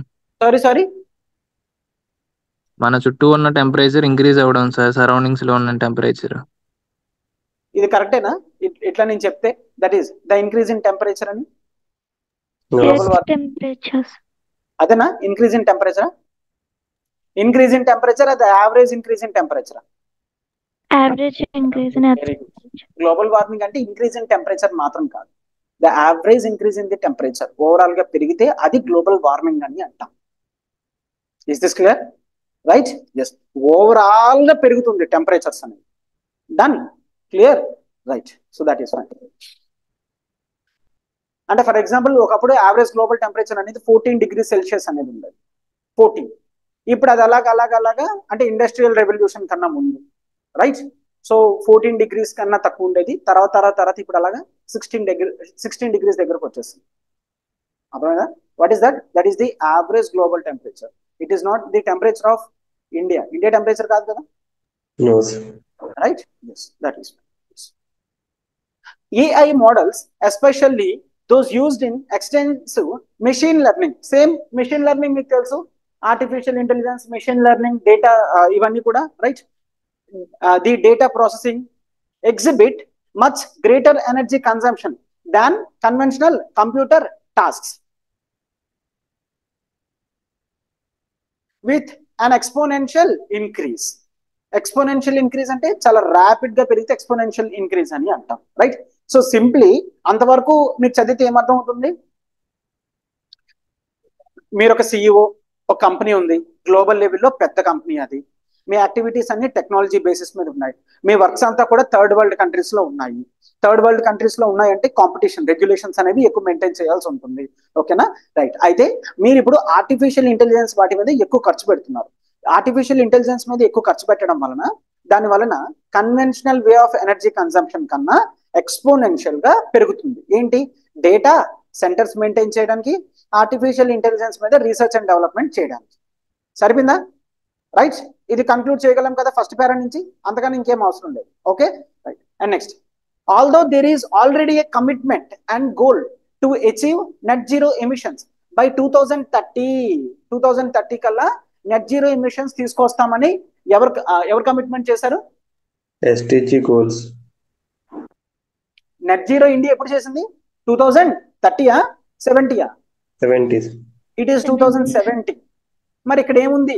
Don't issue. C, case స్టడీలో ఏది ఇస్తే అదే తీసుకోండి, మీ ప్రాపర్ నాలెడ్జ్ అనేది ఉపయోగించకండి. సార్ కేస్ స్టడీలో తప్పిచ్చాడు, నో, వాడేం తప్పు ఇవ్వట్లేదు, వాడు ఇచ్చింది మీరు తీసుకోవాలి. Clear? Right. Yes. So 2030 which means ఇది గవర్నమెంట్ కాదు, ఇండివిజువల్ కంపెనీ చేసుకుంది 2030 కల్లా నేను నెట్ జీరోకి వస్తాను అని. What is that net zero? ఎంతైతే public చేస్తా అంత నేను ఏవైతే ఎమిట్ చేస్తున్నానో వాటిని మళ్ళా తీసుకునే విధంగా ఉంటే నెట్ జీరో. ఫర్ ఎగ్జాంపుల్, నా వల్ల ఎవ్రీడే ఒక 110 ఆఫ్ కార్బన్ డైఆక్సైడ్ రిలీజ్ అవుతుంది అనుకోండి, అది ఇయర్లీ ఎంత అవుతుంది? 365 tons of carbon dioxide release అవుతుంది. సో నేను ఒక 10 trees పెంచాను అనుకోండి, 10 trees, అవి క్యాన్సిల్ చేస్తాయి. ఆ 10 trees కూడా every year 365 tons of carbon dioxide తీసుకొని ఆక్సిజన్ అనేది రిలీజ్ చేస్తుంది. అప్పుడు నేను నెట్ జీరోలో ఉన్నట్టే కదా, రైట్? అది that is the challenge of lowering the emissions seems overwhelming as the integration of AI continues to increase. అయితే సి, ఒక సైడ్ ఆర్టిఫిషియల్ ఇంటెలిజెన్స్ మీద ఖర్చు పెట్టాల్సిన ఎక్కువ అవుతుంది, ఇది ఎక్కువ పొల్యూషన్ రిలీజ్ చేస్తుంది. మరొక సైడ్ 2030 కల్లా నెట్ జీరో చేయాలి. సో నెట్ జీరో ఎమిషన్స్ చేస్తాను, right? Yes. To achieve this goal, substantial investment in renewable energy use would be necessary. So దీన్ని అచీవ్ చేయాలంటే నాకు ఏం కావాలి? రెన్యూబుల్ ఎనర్జీలో సబ్స్టాన్షియల్ ఇన్వెస్ట్మెంట్స్ అనేవి కావాలి. ఇప్పుడు నేను లెట్స్ టేక్ ఈ ఎలక్ట్రిసిటీ ఆర్డినరీ కంపెనీ దగ్గర, గవర్నమెంట్ దగ్గర నుంచి ఎలక్ట్రిసిటీ తీసుకుంటున్నాను అనుకోండి. జనరల్ గా గవర్నమెంట్ ఎక్కడి నుంచి ఎలక్ట్రిసిటీ ప్రొడ్యూస్ చేస్తుంది? కోల్ ప్లాంట్స్ అయినా కానివ్వచ్చు, or the hydro water projects నుంచి అయినా తీసుకోవచ్చు. ఇవన్నీ ఎన్విరాన్మెంటల్ కన్జర్వేషన్. అదే నేను అట్లా కాకుండా సోలార్ ప్యానెల్స్ నేనే పెట్టుకున్నాను అనుకోండి, ఆ సోలార్ ప్యానెల్స్ నుంచి పవర్ తీసుకుంటున్నాను అనుకుంటున్నాను, వాటిని యూజ్ చేస్తున్నాను, అప్పుడు ప్రాబ్లం ఏం లేదు కదా. క్లియర్? రైట్. సో రెండు బ్యాలెన్స్ చేయాలంటే సబ్స్టాన్షియల్ ఇన్వెస్ట్మెంట్స్ అనేవి రెన్యూబుల్ ఎనర్జీలో నేను పెట్టాలి. ద డిఫికల్టీ ఈజ్ ఎక్సార్బేటెడ్ అంటే ఇంక్రీస్డ్ అండి by the competitive environment of the technology sector, where rapid innovation is essential for preserving market standing and shareholders worth. అంటే this is fine. మరి అందరూ అలానే చేయొచ్చు కదా సార్. సి, నేను సోలార్ ప్యానెల్స్ పెట్టుకున్నాను అనుకోండి, ఒక యూనిట్ కాస్ట్ 12 రూపీస్ 14 రూపీస్ అవుతుంది. అదే గవర్నమెంట్ నాకు 6 రూపీస్కి ఇస్తుంది. అర్థమైందా? గవర్నమెంట్ నాకు 6 రూపీస్ ఇస్తుంది. సో గవర్నమెంట్కి నేను ఇయర్లీ పవర్ బిల్ చేస్తే ఒక 100 crores పవర్ బిల్ అనేది గవర్నమెంట్కి పే చేస్తున్నాను, 100 crores. అదే నేను సోలార్ ప్యానెల్స్ పెట్టుకుంటే 200 crores ఖర్చు అవుతుంది. నేను ఎందుకు ఇస్తాను? కంపెనీ నాది, నేను నేను CEO, one of the founding members. ఎంత వీలైతే అంత మినిమైజ్ చేసుకోవాలనుకుంటాను కదా ప్రైసెస్ అనేవి. అర్థమైందా? Done, right. So to achieve a balance between the innovation, profitability and sustainability, a strategic move is necessary. That it is in line with the both business objective and ethical obligation. Ethical obligations unnaya ledha ikkada? Yes, sir. Right? You are damaging the environment. You are holding such a big company. Avuna? Yes, sir. Right. So this is the case study. If you want, you can try. I'll show the answer tomorrow. ఈ PDFs అనేవి మీకు classes తర్వాత attach అయ్యి వస్తూ ఉంటాయి. అక్కడే మీరు download చేసుకోవచ్చు. Is this clear for everyone? అక్కడే మీరు డౌన్లోడ్ చేసుకోవచ్చు. ఆఫ్లైన్ వాళ్ళు మీకు కావాలనుకుంటే మీరు ఇక్కడ డౌన్లోడ్ చేసుకొని మీరు తీసుకోవచ్చు. రైట్? మీకు ఇక్కడ కూడా ఉంటుంది కాబట్టి జీమెయిల్లో you can send your own mails. That is fine. But ఒకటి, అందరికీ అయితే మాత్రం యాప్లో అయితే అవైలబుల్గా ఉంది. Right? Yes, sir. Yes. So you can try on this lines. But answer అనేది ఉంది. ఆన్సర్ అనేది నేను మీకు చెప్తాను ఎట్లా రాయాలి ఏంటి అనేది. అది మనం చూస్తాము. అండ్ రేపు దీన్ని సాల్వ్ చేసి వేరే క్వశ్చన్ కూడా వెళ్తాం. Okay, good.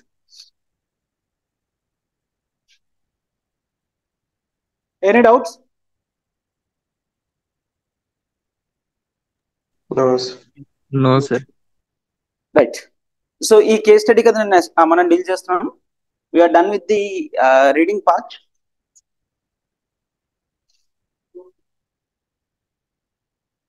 So what is the case study all about? గుర్తుందా? You need to remember. Right? Yes. ఏంటి కేస్ స్టడీ? అదొక కంపెనీ గ్లోబల్ లెవెల్లో సెకండ్ ర్యాంక్ లో ఉంది. And it's a technical company. Right? Third world countries లో ఉంటుంది. Artificial intelligence మీద run చేస్తుంది. సో ఏ కంపెనీస్ అయితే ఏఐ మీద రన్ అవుతున్నాయో వాటి యొక్క ఎలక్ట్రిసిటీ కన్సంప్షన్ అనేది చాలా ఎక్కువ ఉంటుంది. Right? Yes, very good. So దాని వలన ఎన్విరాన్మెంటల్ ఇంపాక్ట్ ఎఫెక్ట్ అనేది పడుతుంది.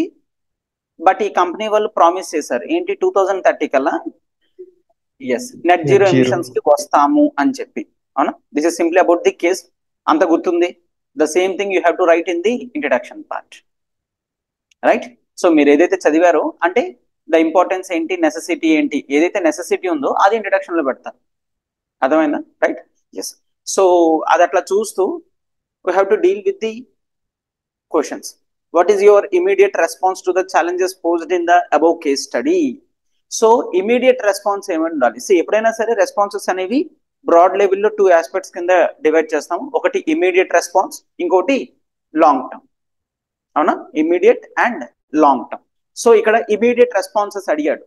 So you are not suppose to provide the long term. Long term అవసరం లేదు. ఇమీడియట్ అడిగితే మోస్ట్లీ ఇమీడియట్ వే పెడతారు. Done? Right. And next, that is discuss the ethical issues involved in the above case. Ethical issues ఏమున్నాయి ఈ కేసులో అనేది మనం resolve చేస్తాం. ఓకేనా? You have to write. And next, your company has been identified to be penalised by technological giants. So technological giants ఏవైతే ఉన్నాయో అవి పీనలైజ్ చేయాలి అనుకుంటున్నాయి. పీనలైజ్ చేయాలి అంటే like they want to impose some penalty on you. దాన్ని penalise అని అంటాం. So what logical and ethical arguments will you put forth convince about its necessity? అంటే ఏంటి మీనింగ్? సో మీరు కంపెనీ సిఇఓ, అవునా? సో మీరు ఎన్విరాన్మెంట్ కి లాస్ అవుతున్నా సరే artificial intelligence and machine learning మీద రీసెర్చ్ అండ్ డెవలప్మెంట్ అనేది ముందుకు తీసుకెళ్తున్నారు. ఎందుకు తీసుకెళ్తున్నారు? ఎస్, అంటే మీరు సిఇఓ కాబట్టి మీకు కొన్ని ప్రాఫిట్ అనేది ఉంటుంది. మానిటరీ ఆస్పెక్ట్స్ మాత్రమే కాదు, ఇక్కడ మనం లాజికల్ అండ్ ఎథికల్ ఆర్గ్యుమెంట్స్ అనేవి ఇవ్వాలి. Right? Running the business for only the sake of profits అనేది it's not an ethical argument. Done? Right? So మీకంటూ కొన్ని లాజికల్ అండ్ ఎథికల్ ఆర్గ్యుమెంట్స్ అనేవి ఉండాలి. ఇక్కడ మీరు వాటిని ప్రెజెంట్ చేయాల్సి వస్తుంది. Okay. And next, being a conscience being. Very good. So what is a conscience being? First being అంటే ఏంటి? బీయింగ్ అంటే ఒక హ్యూమన్ బీయింగ్. మరి హ్యూమన్ బీయింగ్ అంటే సో బీయింగ్ అంటే nothing buts a living organism. Right? So human being అంటే ఏంటి? Humans అని. Okay. So being a conscience. Conscience being అంటే మనస్సాక్షి ఉన్న వ్యక్తి అని. అంటే అర్థం ఏంటి? సో ఎవరికైతే మనస్సాక్షి అనేది ఉంటుందో వాళ్ళు జనరల్ గా తప్పు చేయరు. రైట్? సో నేను ఏదైతే చేస్తున్నానో నాకు తెలుసు, నాకు తెలిసే చేస్తున్నాను. సో నా ఆర్గ్యుమెంట్స్ లో కూడా ఎథికల్ ఆర్గ్యుమెంట్స్ అనేవి ఉన్నాయి అని మీనింగ్. క్లియర్? సో మీరు ఒక conscience person. What measures would you adopt to maintain the balance between, ఇక్కడ కావాల్సింది అదే కదా.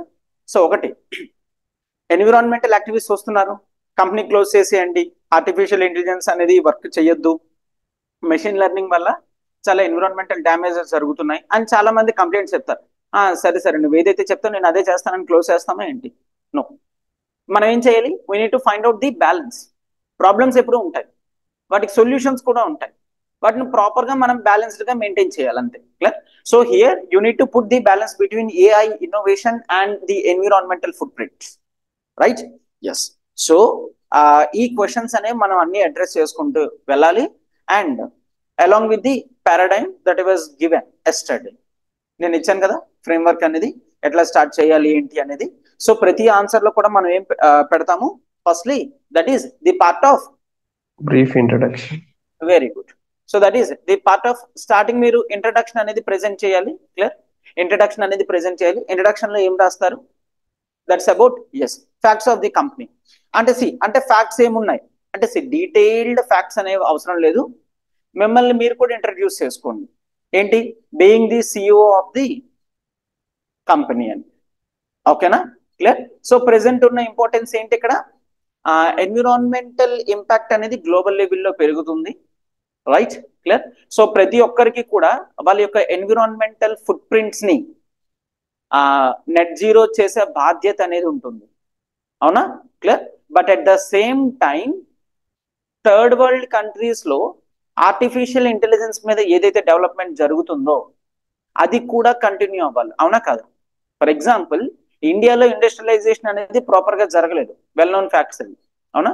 వెస్టర్న్ కంట్రీస్ లోని జపాన్ లోని ఇండస్ట్రియలైజేషన్ అనేది జరిగిపోయింది. వాళ్ళు కావాల్సినంత కార్బన్ డైఆక్సైడ్స్ అనేవి ఎన్విరాన్మెంట్ లోకి రిలీజ్ చేయడం అనేది జరిగింది, అవునా? వాళ్ళు చాలా ఎక్కువ రిలీజ్ చేశారు. ఇప్పుడు ఇండియా అండ్ చైనా లాంటి కంట్రీస్ యూజ్ చేయడం స్టార్ట్ చేసిన తర్వాత in the name of environment they are halting us, మనల్ని ఆపుతున్నారు, అవునా కదా? సో మీ వల్ల ఎన్విరాన్మెంటల్ పొల్యూషన్ అనేది జరుగుతుంది, మీకు కూడా ఎన్విరాన్మెంట్ మీద బాధ్యత ఉండాలి కదా. ఉంటుంది, ఎందుకు ఉండదు? But at the same time India తన యొక్క ఎన్విరాన్మెంటల్ ఇంట్రెస్ట్ ని కాపాడుకుంటూ తన యొక్క ఎకనామిక్ గోల్స్ కూడా రీచ్ అవ్వాలి కదా. Same with the company. Clear? అయితే ఈ కేస్ స్టడీ ఎందుకు వచ్చిందంటే అఫ్ కోర్స్ లాస్ట్ 2-3 years నుంచి ఆర్టిఫిషియల్ ఇంటెలిజెన్స్ కానీ మెషిన్ లెర్నింగ్ కానీ ఇవేవైతే ఉంటున్నాయో ఇవి చాలా హై యూనిట్స్ ఆఫ్ ఎనర్జీ అనేది కన్సంప్షన్ చేస్తున్నాయి. పీపుల్ థాట్ ఈ క్వశ్చన్ అనేది సైన్స్ అండ్ టెక్నాలజీలో వస్తుందని, బట్ అన్ఫార్చునేట్లీ యూపీఎస్సీ కేస్ స్టడీలో ఇచ్చింది. క్లియర్? రైట్. ఆస్పెక్ట్స్ అనేవి ఖచ్చితంగా కరెంట్ అఫైర్స్ బేసిస్ మీద ఉంటాయి, ఎథిక్స్ కేస్ స్టడీస్ ఎప్పుడు కూడా ఓకే కరెంట్ అఫైర్స్ బేసిస్ మీద ఉంటాయి. సో ఇది కూడా ఆ ఆస్పెక్ట్స్ లోనే మీరు రాయాలి. ఇప్పుడు you are not in an ordinary situation, ఒక ఆర్డినరీ పర్సన్ లో లేరు మీరు. ఆర్డినరీ పర్సన్ అనుకోండి, we can take one strong chance like as environment కాపాడాలి, ఆ కంపెనీ అనేది క్లోజ్ చేయాలి అని చెప్పేసి. బట్ సొల్యూషన్ ఇక్కడ అది కాదు కదా, అవునా? సో మీరు ఇప్పుడు CEO of the company and you are the founder also, right? So company మీద మీకు ఇంట్రెస్ట్ అనేది ఎక్కువ ఉంటుంది. అట్ ద సేమ్ టైం మీరు ఒక కన్సైన్స్ బీయింగ్ కూడా, కాబట్టి ఏం చేయాలి? బ్యాలెన్స్, అవునా? సో దాన్ని మనం జనరల్ గా ఇంట్రడక్షన్ లో పెట్టడం జరుగుతుంది. ఓకే, సో ఇంట్రడక్షన్ పెట్టిన తర్వాత మనం ఏం రాస్తాం నెక్స్ట్?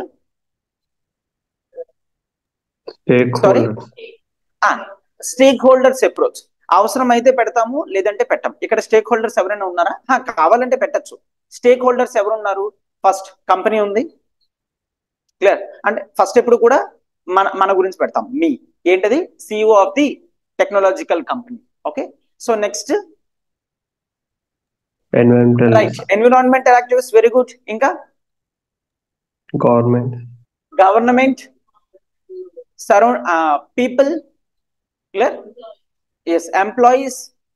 సో వీళ్ళందరూ కూడా stakeholders, right? Yes, right. So ఇవన్నీ కూడా మనం డిస్కస్ చేస్తాం స్టేక్ హోల్డర్స్ లో రాయాలి అనుకుంటే, right? Yes. And next stakeholders తర్వాత ఎథికల్ డైలమాస్, అవునా? Ethical dilemmas. So ethical dilemmas అంటే is there any ethical dilemma? Yes, of course ethical dilemmas అనేవి ఉన్నాయి. What are the ethical dilemmas? Innovation, environmental footprint, environmental impact. Very good, welcome.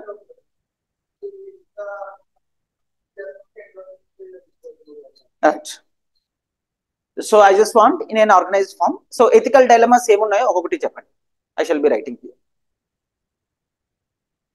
చెప్పండి. Sustainability. Okay, right. So dilemma ఏంటి అప్పుడు? AI Dilemma innovation ఒకటి. Versus లో రాస్తాం. So ఇక్కడ ఒక ఇంట్రెస్ట్ ఉంటుంది, ఇక్కడ ఒక ఇంట్రెస్ట్ ఉంటుంది. దాన్ని ఎథికల్ డైలమా అంటాం. Developmental versus environment. అవునా? So development versus environment, of course. ఇంకా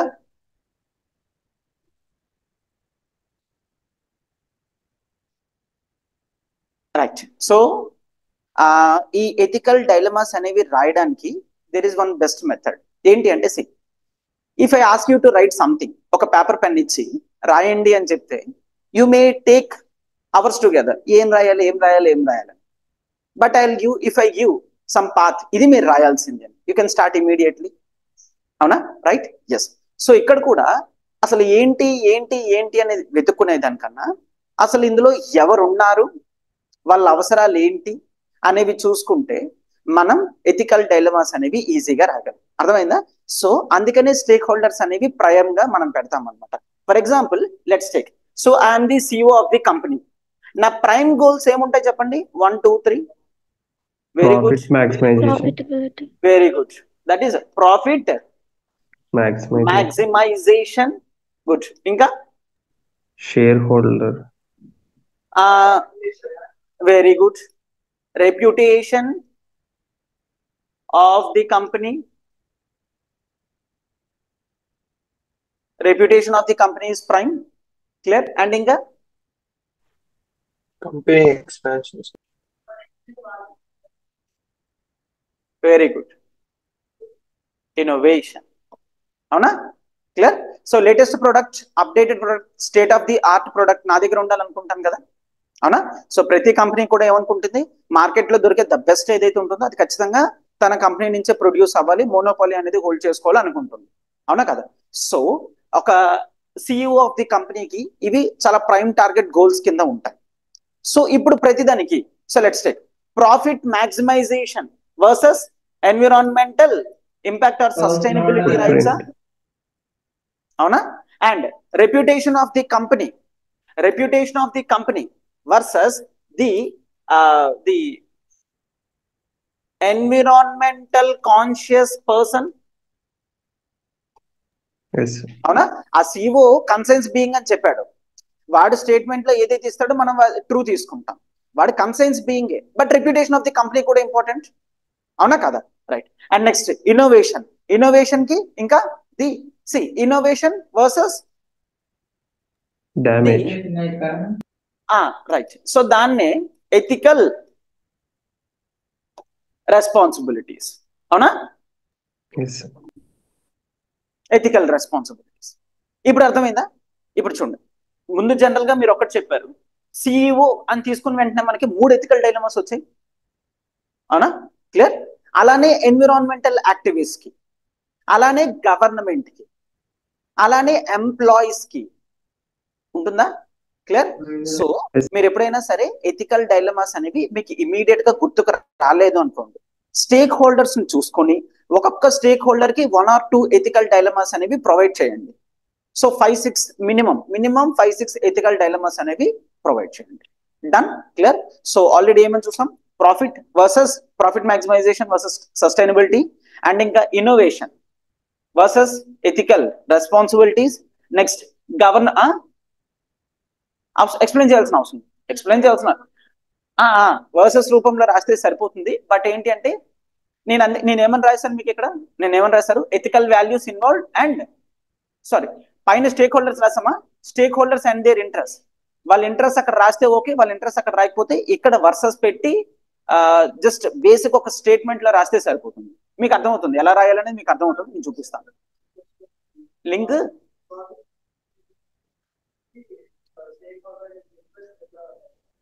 అది నేను చూపిస్తాను. సింగిల్ లైన్ లో రాస్తే సరిపోతుంది, డీప్ డిస్కషన్స్ అవసరం లేదు, ఎందుకంటే 250 వర్డ్స్ కదా, టైం కూడా ఉంది. రైట్? అండ్ తర్వాత if I ask for the company, the government కి ఇంపార్టెన్స్ ఏంటి, ఓకే, రెగ్యులేటరీ కంప్లైన్స్. ఎందుకంటే ఎన్విరాన్మెంట్, అఫ్ కోర్స్ గవర్నమెంట్ కి ఎన్విరాన్మెంట్ అనేది ఇంపార్టెంట్. ఇక్కడ చాలా సార్లు ఎన్విరాన్మెంట్ అని రాసాం. సో గవర్నమెంట్ కి ఇంకేముంటుంది, రెగ్యులేటరీ కంప్లైన్స్. రెగ్యులేషన్స్ నేను ఏవైతే ఇస్తానో వాటి నా కంపెనీ ఖచ్చితంగా కంప్లై చేయాలి, ఫాలో అవ్వాలని చూస్తాము. సో దానికి ఏంటి వర్సెస్ కంపెనీకి ఏంటి, company requires business autonomy, freedom కావాలి కదా. నువ్వు రెగ్యులేషన్స్ అంటే నాకు ఫ్రీడమ్ లేకపోతే నేను ఎలాగ ఇన్నోవేషన్ తీసుకొస్తాను, అవునా కదా, రైట్? ఎస్. సో అది కూడా ఒక ఎథికల్ డైలమే కదా. ఒక సైడ్ గవర్నమెంట్ రూల్స్ రెగ్యులేషన్స్ అంటుంది, ఇంకో సైడ్ కంపెనీకి అటానమీ లేకపోతే కంపెనీ ఎట్లా గ్రో అవుతుంది, right? Yes. And you can also write the short term gains versus long term pains. Short term gain, short term gains versus long term pains. So long term pain, okay, right? Yes. So ఖచ్చితంగా ఉంటుంది కదా. Short term gain ఏంటి, డబ్బులు వస్తాయి.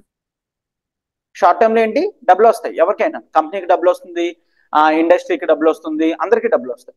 Long term pain ఏంటి, environmental burden on the people. ఎందుకు stake holder approach రాస్తామంటే ఇక్కడ చూడండి, ఆర్డినరీ పీపుల్ కంపెనీ ప్రొడక్షన్ లోని ఎటువంటి రోల్ ప్లే చేయట్లేదు అనా. ఫర్ ఎగ్జాంపుల్ ఇప్పుడు నేను ఉన్నాను, సో ఒక ఆర్టిఫిషియల్ ఇంటెలిజెన్స్ ఉన్న కంపెనీకి నేను ఏమైనా ప్రొడక్టివ్ గా వర్క్ చేస్తున్నాను, వాళ్ళకి నాకు సంబంధం లేదు. Is this clear, right? For example chat GPT company ఉంది, చాట్ జీపీటీకి నేను ఏదైనా సర్వీస్ చేస్తున్నానా, చేయట్లేదు. అయితే చాట్ జీపీటీ సర్వీసెస్ నేను వాడుతున్నానా, వాడట్లేదు. చెప్తున్నా, చాట్ జీపీటీ సర్వీసెస్ నేను వాడుతున్నానా, వాడట్లేదు.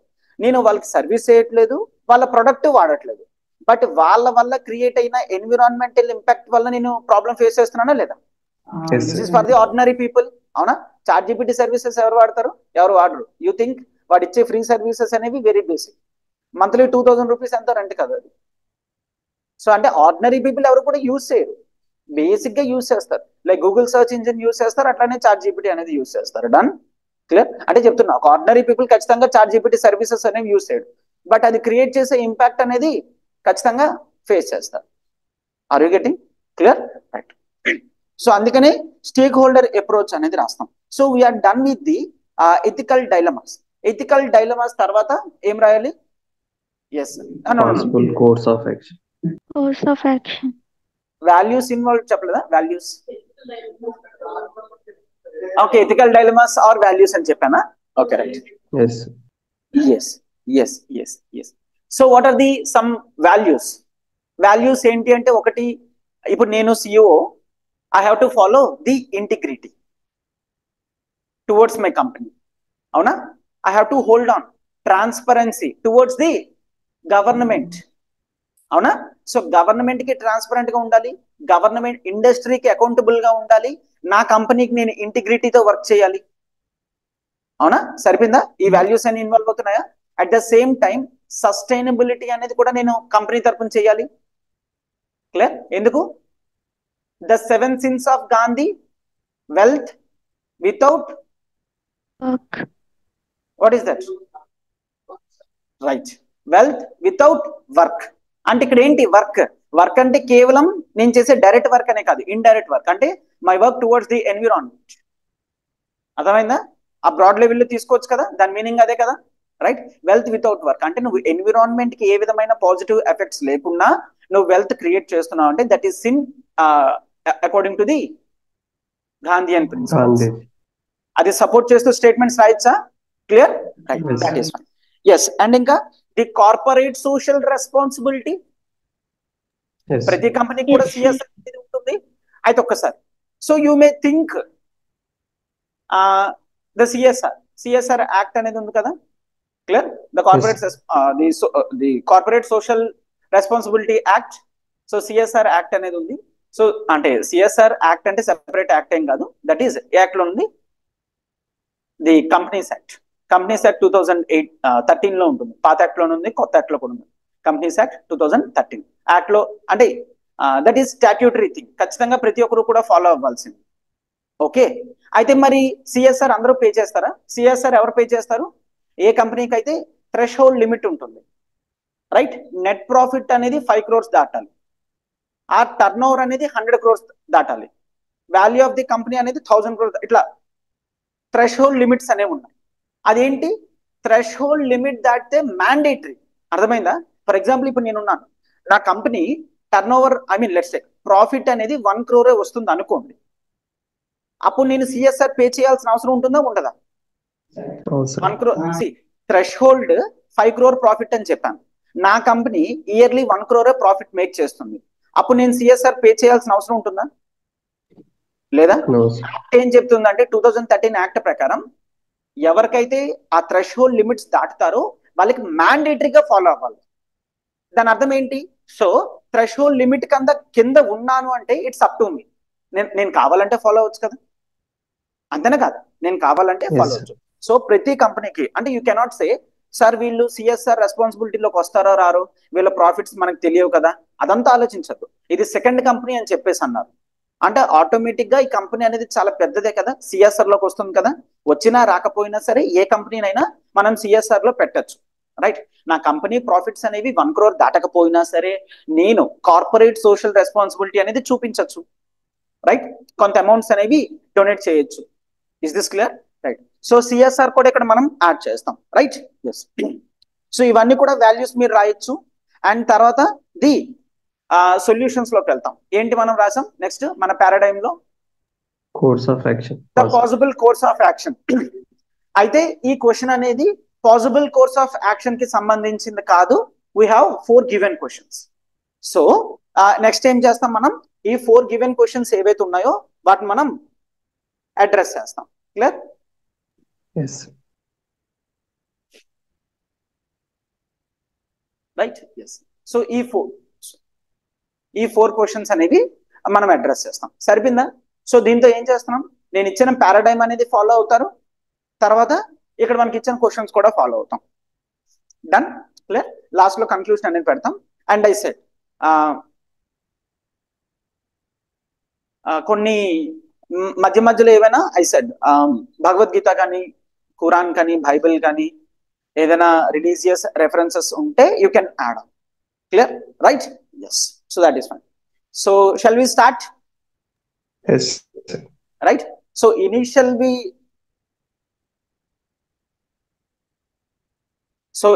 కేస్ స్టడీస్ అనేవి నేను ఇక్కడ మీకు సాల్వ్ చేస్తూ చూపిస్తాను, సో దట్ మీకు ఒక ఐడియా అనేది వస్తుంది. నెక్స్ట్ నుంచి you have to take the thing. Done? Clear? I allowed some 5 to 10 minutes. Some rough notes రాస్తారు. ప్రతి క్లాస్ లో నేను 15-20 minutes ఇవ్వలేను కదా. Okay, right.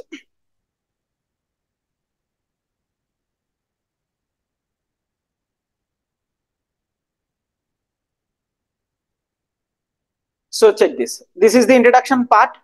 The given case study presents an ethical dilemma where a technological company, ABC Incorporated, is experiencing rapid growth in AI-driven services, leading to increased greenhouse gas emissions. అదే కదా case స్టడీలో చెప్పాడు, అదే మనం రాస్తున్నాం, అదేనా కదా? రైట్. ఇంట్రడక్షన్ అంటే ఏంటి? అక్కడ ఏదైతే చాలా పెద్దది ఉందో అసలు నేను దేని గురించి రాస్తున్నానో ఏంటో అది చెప్పేది, అవునా? సో ఇంట్రడక్షన్ లో చాలా క్రిస్ప్ గా రాస్తాం. The company must balance innovation, profitability, and environmental sustainability while facing the regulatory scrutiny and potential penalties from the technological giants. ఇది చెప్పడా లేదా కేస్ స్టడీలో? రైట్. ఎస్. అంటే ఇక్కడ ఏంటి నెక్స్ట్ నా అప్రోచ్ అనేది ఎలా ఉంటుందో నేను ఇక్కడ చెప్పేసానా? ఏంటి నా అప్రోచ్? బ్యాలెన్స్.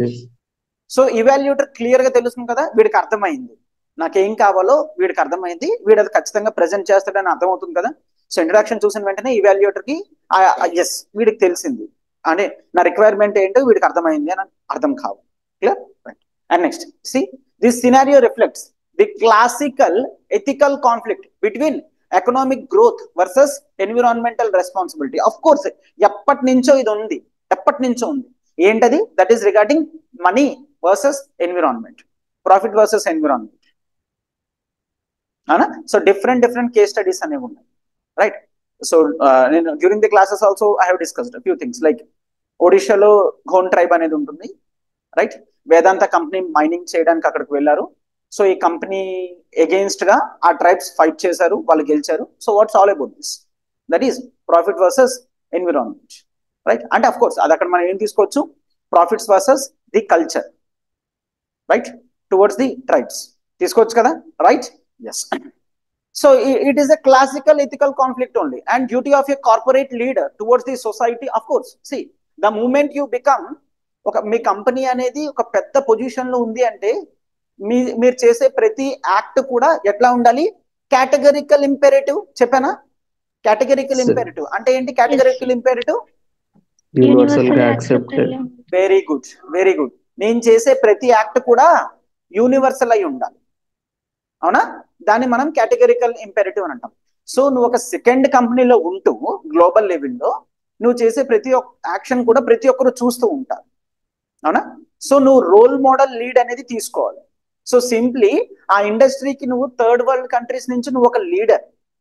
సో లీడర్ గా నీకంటూ కొన్ని రెస్పాన్సిబిలిటీస్ అనేవి ఉంటాయి, ప్రాఫిట్స్ మాత్రమే కాదు, అవునా? క్లియర్? సో ఇది so this is the great adage that you can add. Adage అంటే వాల్యూ సామెతల. క్లియర్? ఏంటది? Yes, great power yes comes from great responsibility. Or great responsibility with great responsibility. Okay, right? So that is great power comes with great responsibilities, avuna kada, right? Yes. Power వచ్చింది అంటే don't assume that I have lots of power. No, you have lots of responsibilities, right? Clear? Yes. అది add చేయొచ్చు ఇక్కడ కావాలంటే, అర్థమైందా? So రాస్తున్నప్పుడు మీకు ఏమైనా అనిపించింది అంటే జస్ట్ కీప్ ఆన్ యాడింగ్, పర్వాలేదు, అర్థమవుతుంది వాడికి. ఆ ఫ్లోలో చదివినప్పుడు వాడికి ఖచ్చితంగా అర్థం ఉంది. ఫర్ ఎగ్జాంపుల్ ఇదే అడేజ్ అనేది నేను ఇక్కడ యాడ్ చేశాను అనుకోండి, మీకు ఏదైనా ఫ్లో డిస్టర్బెన్స్ అయినట్టు అనిపిస్తుందా? ప్రాపర్ గా ఉందని అనిపిస్తుంది, రైట్? ప్రాపర్ గానే ఉందనిపిస్తుంది కదా, రైట్? సో ఇటువంటి కొటేషన్స్ కానీ ఏమైనా ఉంటే you can keep on adding. అయితే కొటేషన్స్ అనేవి కాన్స్టెంట్ గా చదువుతూ ఉండండి. ప్రతి టాపిక్ మీద కొన్ని కొటేషన్స్ అనేవి ప్రిపేర్ చేసుకోండి. అది మీకు ఎస్ఐలోని హెల్ప్ చేస్తుంది అండ్ కేస్ స్టడీస్ లో కూడా హెల్ప్ చేస్తుంది. Done, right? Yes. Next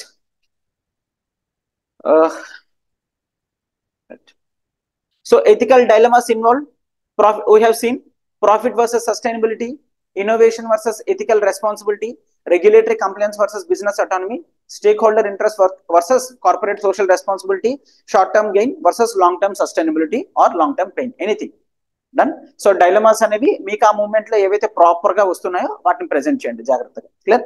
so వీటిని డిఫైన్ చేయాలా సార్? ఇట్లా డిఫైన్ చేస్తే సరిపోతుంది. For example, if this is the profit versus sustainability, the company must balance financial interest with the environmental responsibility.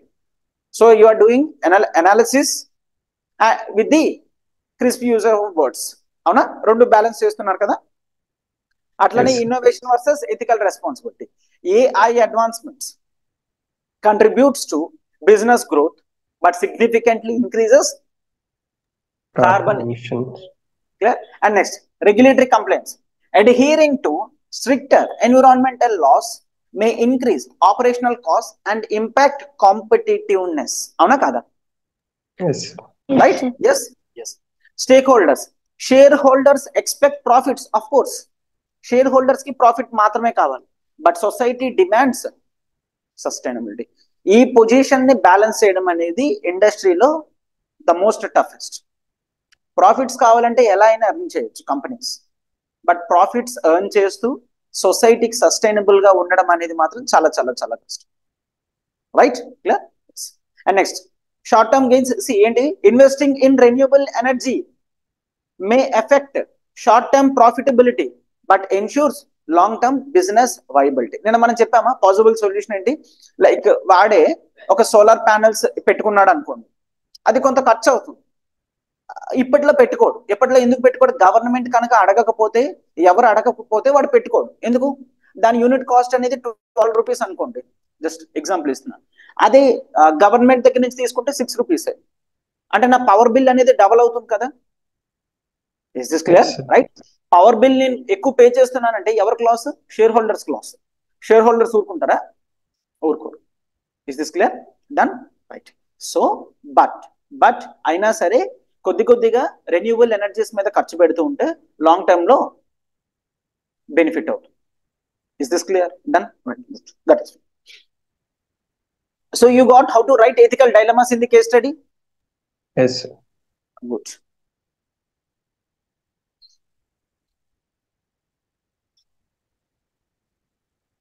Next, values involved: environmental ethics, responsibility towards sustainable development, SDG goals 2030 bracket లో పెట్టి రాసుకుని కావాలంటే, right? Clear? Yes. So environmental ethics, and next, integrity and accountability, take responsibility for the company's impact. Next, transparency, honest disclosure of environmental footprints. ప్రతి ఒక్కరు కూడా honest గా environmental footprint అనేది ఎంత ఉందనేది చెప్పాలి. Otherwise it would lead to the greenwashing. చెప్పాను already. Yes. Greenwashing అంటే Yes. గ్రీన్ వాషింగ్ అంటే నిజంగా నేను ఎన్విరాన్మెంటల్ ప్రాపర్ గా బెనిఫిట్ అయ్యేది ఏం చేయను, బట్ ఏదో చేస్తున్నానని చెప్పి చెప్తాం అనమాట. దాన్ని గ్రీన్ వాషింగ్ అని అంటాం. Is this clear? Right. Yes, that is. And next, CSR, commitment to sustainability, sustainable innovation, ethical integration of technology and sustainability. ఇది కదా కావాల్సింది. ఎన్విరాన్మెంటల్ సస్టైనబిలిటీ వర్సెస్ ఇన్నోవేషన్ కాదు, ఎన్విరాన్మెంటల్ సస్టైనబిలిటీ ప్లస్ ఇన్నోవేషన్. అదే ethical integration of technology and sustainability. సరిపోయిందా? It is not versus, it is with or plus. ఇది మన solution అవ్వాలి. అర్థమైందా? When people are making you versus me, no, it is not you versus me, it is you and I. Clear? It should be you and I. అర్థమైందా? Right.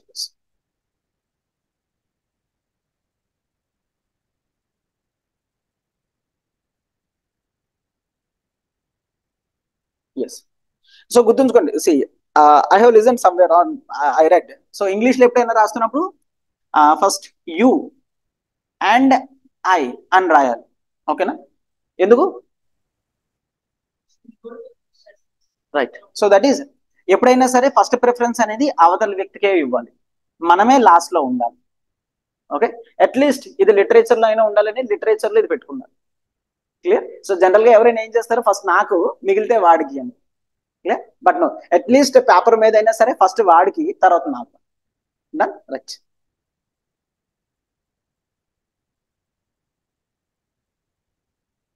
So next ఏంటి? So solutions to the questions. We're just starting with the solutions. So ఏంటది? The immediate response to the challenges. Immediate response కదా క్వశ్చన్లు అడిగాడు. ఆ immediate Yes. Responses ఏంటో చూడండి. That is acknowledge the responsibility. Immediate response ఏంటో ఉండాలి. See we cannot start the blame game. See ఎప్పుడైనా సరే జనరల్ గా చాలా మంది ఏం చేస్తారంటే, ఒకవేళ వాళ్ళ మీద ఏదైనా ప్రాబ్లం వచ్చింది అనుకోండి, the immediately start blame game. General ఇది పాలిటిక్స్ లో జరుగుతుంది. క్లియర్? ఒక ప్రాబ్లం వచ్చింది అనుకోండి, అరే ప్రాబ్లం సొల్యూషన్ చెప్పడం మానేసి పాత గవర్నమెంట్ ఇలా చేసింది, 60 సంవత్సరాల నుంచి ఉన్న గవర్నమెంట్ ఇలా చేసింది. సరే వాళ్ళు చేశారు, రైట్. సో ఇప్పుడు బ్లేమ్ గేమ్ కాదు కదా. సో ప్రెసెంట్ నువ్వు ఏం చేయాలో అది చెయ్యి, ద సొల్యూషన్ అది కాదు కదా. క్లియర్? సో ఇక్కడ ఇది కూలిపోయింది, మీరేం చేస్తారు? మేం కన్స్ట్రక్షన్ చేయలేదు, పాత వాళ్ళు చేశారు. సొల్యూషన్ అది కాదు, నువ్వు దానికి ఏం చేస్తున్నావు అనేది సొల్యూషన్, రైట్. సో ఇక్కడ కూడా బ్లేమ్ గేమ్ స్టార్ట్ చేయడం కాదు, మేం కాదు వాళ్ళు ఎక్కువ ఎన్విరాన్మెంటల్ ఫుట్ ప్రింట్ అనేది క్రియేట్ చేస్తున్నారు, మేము ఇప్పుడిప్పుడే స్టార్ట్ అయ్యాము, మా థర్డ్ వరల్డ్ కంట్రీస్ తొక్కేస్తున్నారు. కరెక్టే, అది అందరికీ తెలుసు. ఏదైనా కంటిన్యూస్ గా ఒకటే చెప్తే దాన్ని ప్లాటిట్యూడ్స్ అని అంటాం, ఆర్ క్లిషే అంటాం. ఏంటంటే చెప్పిన సూక్తులు మళ్ళీ మళ్ళీ మళ్ళీ మళ్ళీ చెప్తే దాన్ని ప్లాటిట్యూడ్స్ అని అంటాం. సో ఎవరికి అది కొన్ని డేస్ తర్వాత ఇంట్రెస్ట్ ఉండదు. అంతేనా? Clear? Yes, that is fine. So ఇది కూడా అంతే. ఫస్ట్ ఆఫ్ ఆల్ మీరు బ్లేమ్ గేమ్ అనేది స్టార్ట్ చేయకూడదు. You have to acknowledge, yes I accept, మా వల్ల ఎన్విరాన్మెంటల్ ఫుట్ ప్రింట్ అనేది ఉంది కదా. క్లియర్? లేదు అనుకోండి, మీరు యాక్సెప్ట్ చేయాల్సిన అవసరం లేదు, ఉంది కాబట్టి అక్నాలెడ్జ్ చేయాలి. ఎప్పుడైనా మిస్టేక్ ని అక్నాలెడ్జ్ చేస్తే అవతల వాడు కాస్త శాంతిస్తాడు, ఎస్ నువ్వు ఒప్పుకుంటున్నావు అట్లీస్ట్ అని. ఆ తర్వాత మీ సొల్యూషన్ ఏముందో మీరు చెప్తూ ఉంటాను. డన్, అర్థమైందా? రైట్. సో ఏంటి? First acknowledge the responsibility, publicly recognise the environmental impact, commit to reducing emissions. కరెక్టే. సి మా కంపెనీ నుంచి ఎన్విరాన్మెంటల్ ఫుట్ ప్రింట్ అనేది చాలా ఎక్కువ ఉంది, బట్ ఐ అష్యూర్ యూ మేము నెక్స్ట్ ఇయర్ నుంచి కొన్ని చేంజెస్ అనేవి తీసుకొస్తున్నాం. దీని వలన మా ఎన్విరాన్మెంటల్ ఫుట్ ప్రింట్స్ అనేవి తగ్గుతున్నాయి. Okay right. And next short term mitigation measures ఏం చేయాలి? Reduce non essential energy consumption. Non essential energy consumptions అనేవి తగ్గిస్తూ ఉండాలి. ఆప్టిమైజ్డ్ యూసేజ్ ఆఫ్ రిసోర్సెస్ అనేవి పెట్టచ్చు. For example if I say like data centres అనేవి ఉన్నాయి, డేటా సెంటర్స్ కి కంటిన్యూస్ గా కూలింగ్ అనేది ఉండాలి అని చెప్పారు, అవునా? For example what is an air conditioner? AC అంటే ఏంటి? Air conditioner. So air condition అంటే ఏంటి? అది ప్రాపర్ గా మనకి ఏ టెంపరేచర్ లో కావాలో ఆ టెంపరేచర్ లో రూమ్ టెంపరేచర్ ని మెయింటైన్ చేస్తుంది, అదే కదా, దాన్ని ఎయిర్ కండిషన్ అని అంటాం. సో ఒకసారి లెట్స్ సే ఇప్పుడు ఈ రూమ్ ఉంది, ఈ రూమ్ లో నేను 22 degrees పెట్టాలి అనుకున్నాను అనుకోండి. ఏసీ మోడ్ అనేది 22 degrees లో పెడితే సరిపోతుంది కదా. అది 22 degrees వచ్చిన తర్వాత దాన్ని నేను ఆఫ్ చేయొచ్చు కదా. వెంటనే మళ్ళీ 22 degrees నుంచి 23కి 24 25 పెరిగిపోతుంది కదా, కొంత టైం అది సస్టైన్ అవుతుంది కదా. సో లెట్స్ సే నేను చాలా ఎక్కువ ఏసీస్ పెట్టి అక్కడ ఫుల్ కూలింగ్ అనేది ఉంచాను అంటే మధ్య మధ్యలో కాస్త ఆఫ్ చేస్తూ ఉంటే పవర్ బిల్ అనేది తగ్గే ఛాన్సెస్ అనేవి ఉంటాయి కదా. అంటే ఆప్టిమైజ్డ్ గా మనం కావాలంటే యూస్ చేయొచ్చు కదా. Is this clear? Right. Data centres కి కూలింగ్ మాత్రమే కావాలి, లైట్లు అవసరం లేదు. సో లైట్స్ ఆన్ చేసి ఉంచాల్సిన అవసరం లేదు కదా. Are you getting clear? Right. Yes. So ఎక్కడైతే అన్నెసెసరీగా ఎలక్ట్రికల్ బిల్స్ అనేవి పెరుగుతున్నాయో వాటిని కట్ షార్ట్ చేస్తే వీళ్ళ ఎన్విరాన్మెంటల్ ఫుట్ ప్రింట్ అనేది తగ్గుతుంది కదా. Done, right. Yes. So non essential energy consumptions అనేవి తగ్గించాలి. Optimise the AI algorithms. ఇట్లాంటి టర్మ్స్ రాయాలంటే ఫస్ట్ ఆఫ్ ఆల్ మీకు బేసిక్ గా జనరల్ స్టడీస్ లో ఆర్టిఫిషియల్ ఇంటెలిజెన్స్ అంటే ఏంటి, అల్గారిథమ్స్ అంటే ఏంటి, ఇవన్నీ కూడా చదువుతున్నప్పుడు మీకు తెలుస్తాయి. తెలిస్తే మాత్రం వీటిని యూజ్ చేయండి. క్లియర్? హెసిటేట్ చేయాల్సిన అవసరం లేదు. What is an algorithm? It's a program. Clear? It's a coding, it's a program. ఏంటి, నేను ఒక క్వశ్చన్ ఇస్తే దాని ఆన్సర్ అది చేస్తుంది, అవునా కదా? సో దాన్ని నేను అల్గారిథం అని అంటాను. అయితే అల్గారిథమ్స్ అనేవి ఏం చేయమంటున్నాడు? ఆప్టిమైజ్ చేయాలంటున్నాడు. ప్రతి కంప్యూటర్ ప్రాసెస్ చేయాలంటే దానికి ఒక కోడ్ అనేది ఉండాలి కదా, దానికి ఒక కోడ్ ఉండాలి కదా. సో ఇక్కడ ఏఐలో పని చేయాలన్నా సరే కంప్యూటర్ కి కోడింగ్ కావాలి. అది ఆర్టిఫిషియల్ సంబంధించింది అనుకోండి, అల్గారిథమ్స్ అనేవి చాలా హెవీ ఉంటాయి. క్లియర్? వాటిని ఆప్టిమైజ్ చేశారనుకోండి ఎలక్ట్రిసిటీ కన్సంప్షన్ కూడా ఆప్టిమైజ్ అవుతుంది. Is this clear? ఎస్. ఆ విధంగా వర్క్ చెయ్యాలి. Done, clear, right. So the optimise AI algorithms and integrate energy efficient technologies. Energy efficient technologies అనేవి వర్కౌట్ చేయాలి. What is energy efficient technology? And we all know, of course అంత రాయాల్సిన అవసరం లేదు, నేను చెప్తున్నాను. జనరల్లీ ఎనర్జీ ఎఫిషియంట్ టెక్నాలజీస్ ఎట్లా వస్తాయి?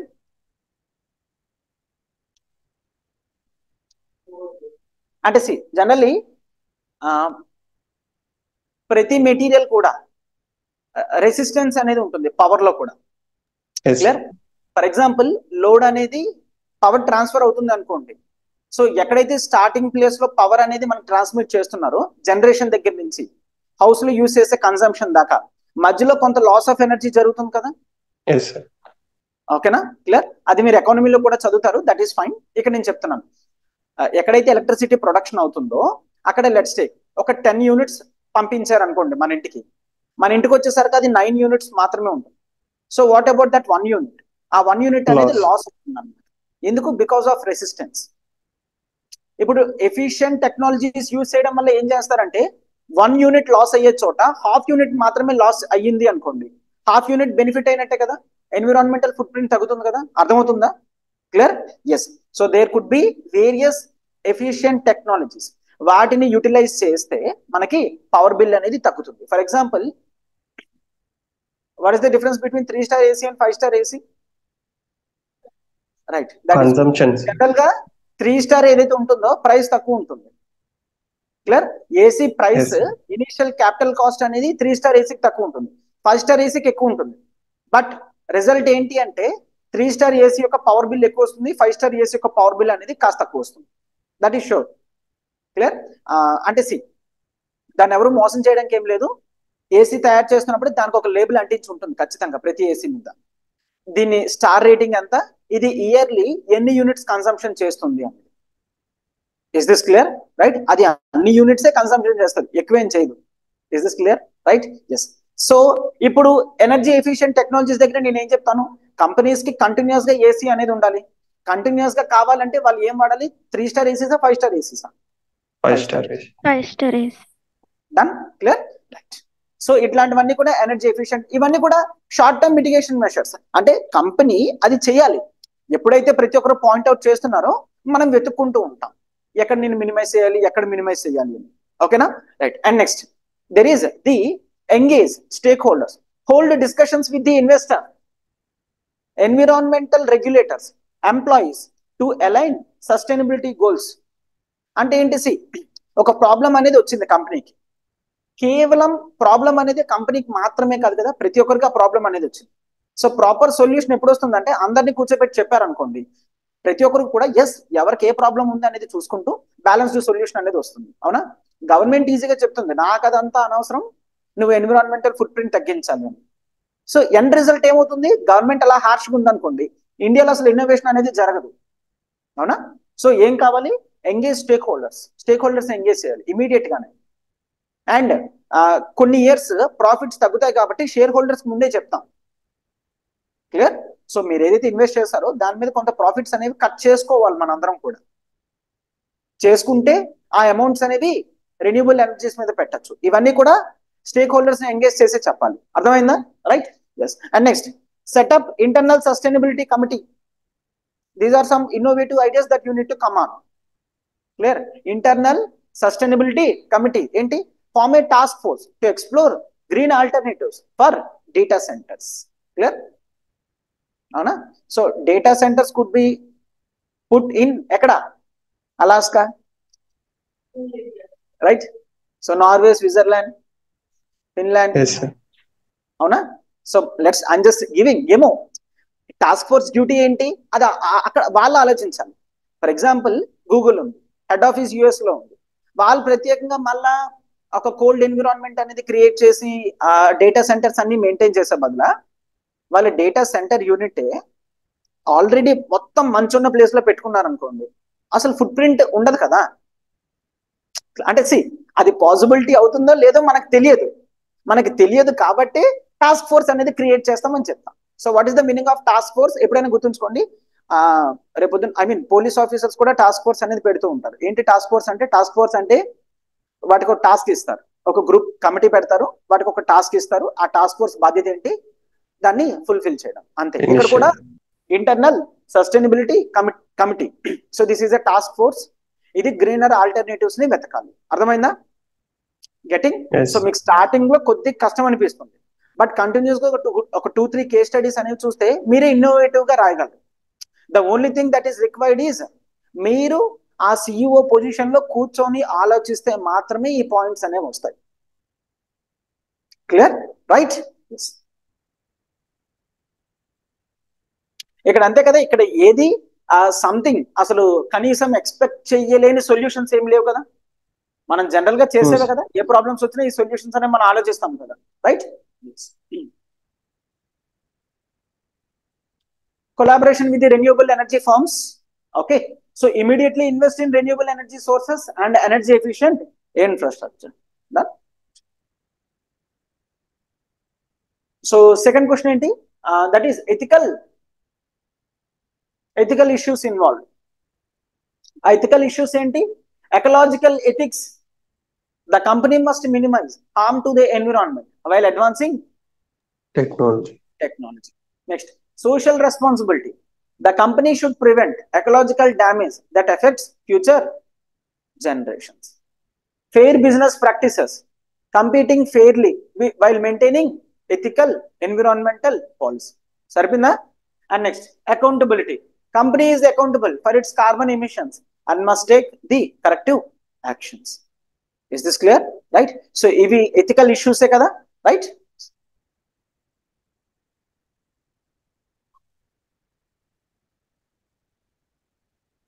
And intergenerational justice. This is important. What is this intergenerational? Across the generations. ఈ జనరేషన్ నెక్స్ట్ జనరేషన్ అంటే ఏంటి? The definition of sustainability.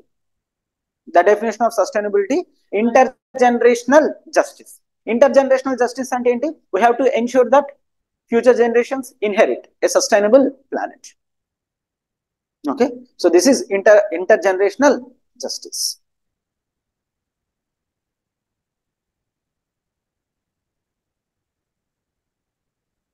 Next, the logical and ethical argument against the penalty. ఏమని చెప్తున్నారు? పెద్ద పెద్ద companies ఏవైతే ఉన్నాయో, టెక్నాలజికల్ జైంట్స్ ఏవైతే ఉన్నాయో అవి penalise చేయాలనుకుంటున్నాయి.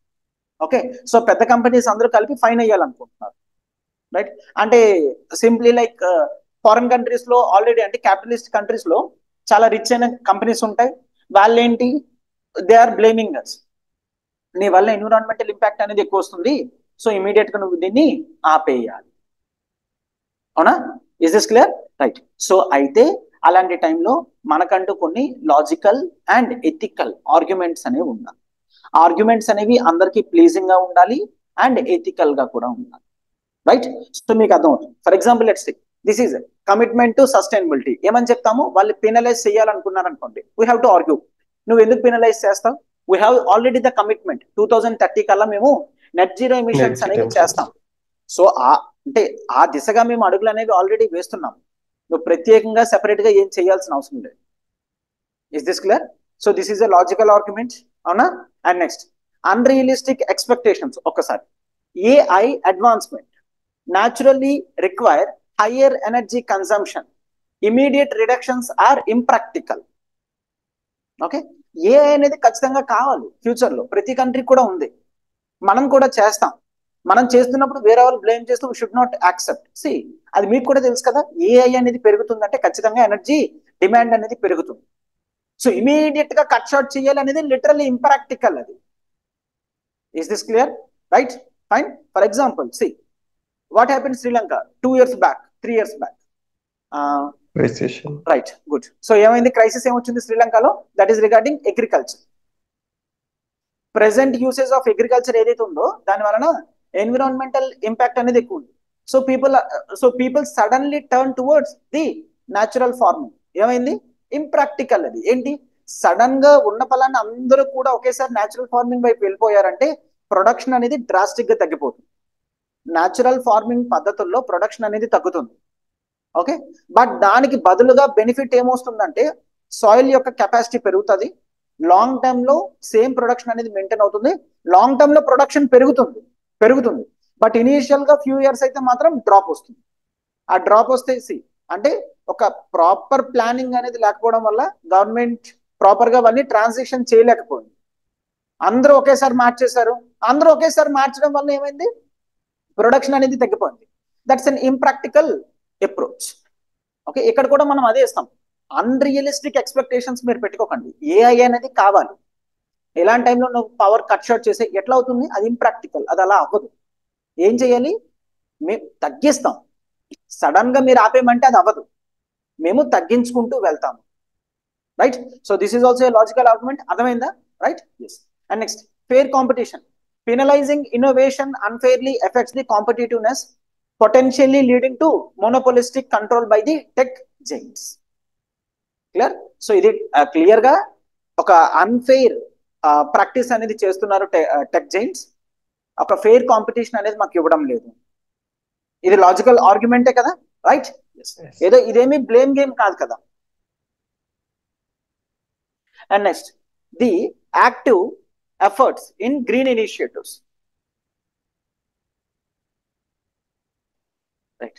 So active efforts in green initiative, the company is willing to collaborate on eco-friendly AI solutions and invest in green energies. So company CEO గా మీరు చెప్పాలి, క్లియర్ ఏంటి? మేము ఆల్రెడీ కొలాబరేషన్స్ అనేవి చేసుకున్నాం. ఎవరితోని? Eco friendly AI solutions. Clear? Environmental impact అనేది minimise చేసే సొల్యూషన్స్, ఏఐ సొల్యూషన్స్ వైపు చూస్తున్నాము. అండ్ గ్రీన్ ఎనర్జీస్ వైపు కూడా మేము ఇన్వెస్ట్మెంట్ అనేది చేస్తున్నాం. సో ఖచ్చితంగా మా ప్రైమ్ గోల్ 2030 కల్లా నెట్ జీరో అవ్వడం ఏదైతే ఉందో దానికి ఖచ్చితంగా మేము అవుతాం. Okay, right. ఇదేంటిది? Environmental versus ethical argument and shared responsibility. Ethical argument, the issue of AI sustainability is a collective global concern. నా ఒక్కడిది కాదు.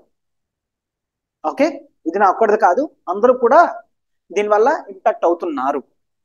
So government policies and industry wide regulations should guide ethical AI grow. Is this clear? Does this make sense? Done? Yes.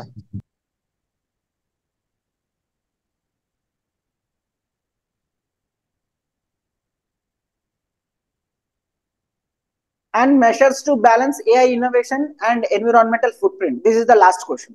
అవునా అక్కడ ఉన్న 4 questions లో 3 questions అయిపోయి this is the last question ఏంటి adoption of green AI ఈ సొల్యూషనే కదా green AI green artificial intelligence nothing but develop energy efficient AI models with optimised algorithms వాటిని మనం గ్రీన్ ఏఐ అని అంటాం okay and next invest in renewable energies power centres using solar wind and hydro electric energy ఇదే కదా మనం కూడా solution కింద అనుకున్నాం అవునా right and next the carbon offsetting programmes what is the meaning of offsetting balance చేయడం. ఎట్లా carbon offsetting planting చేయడం.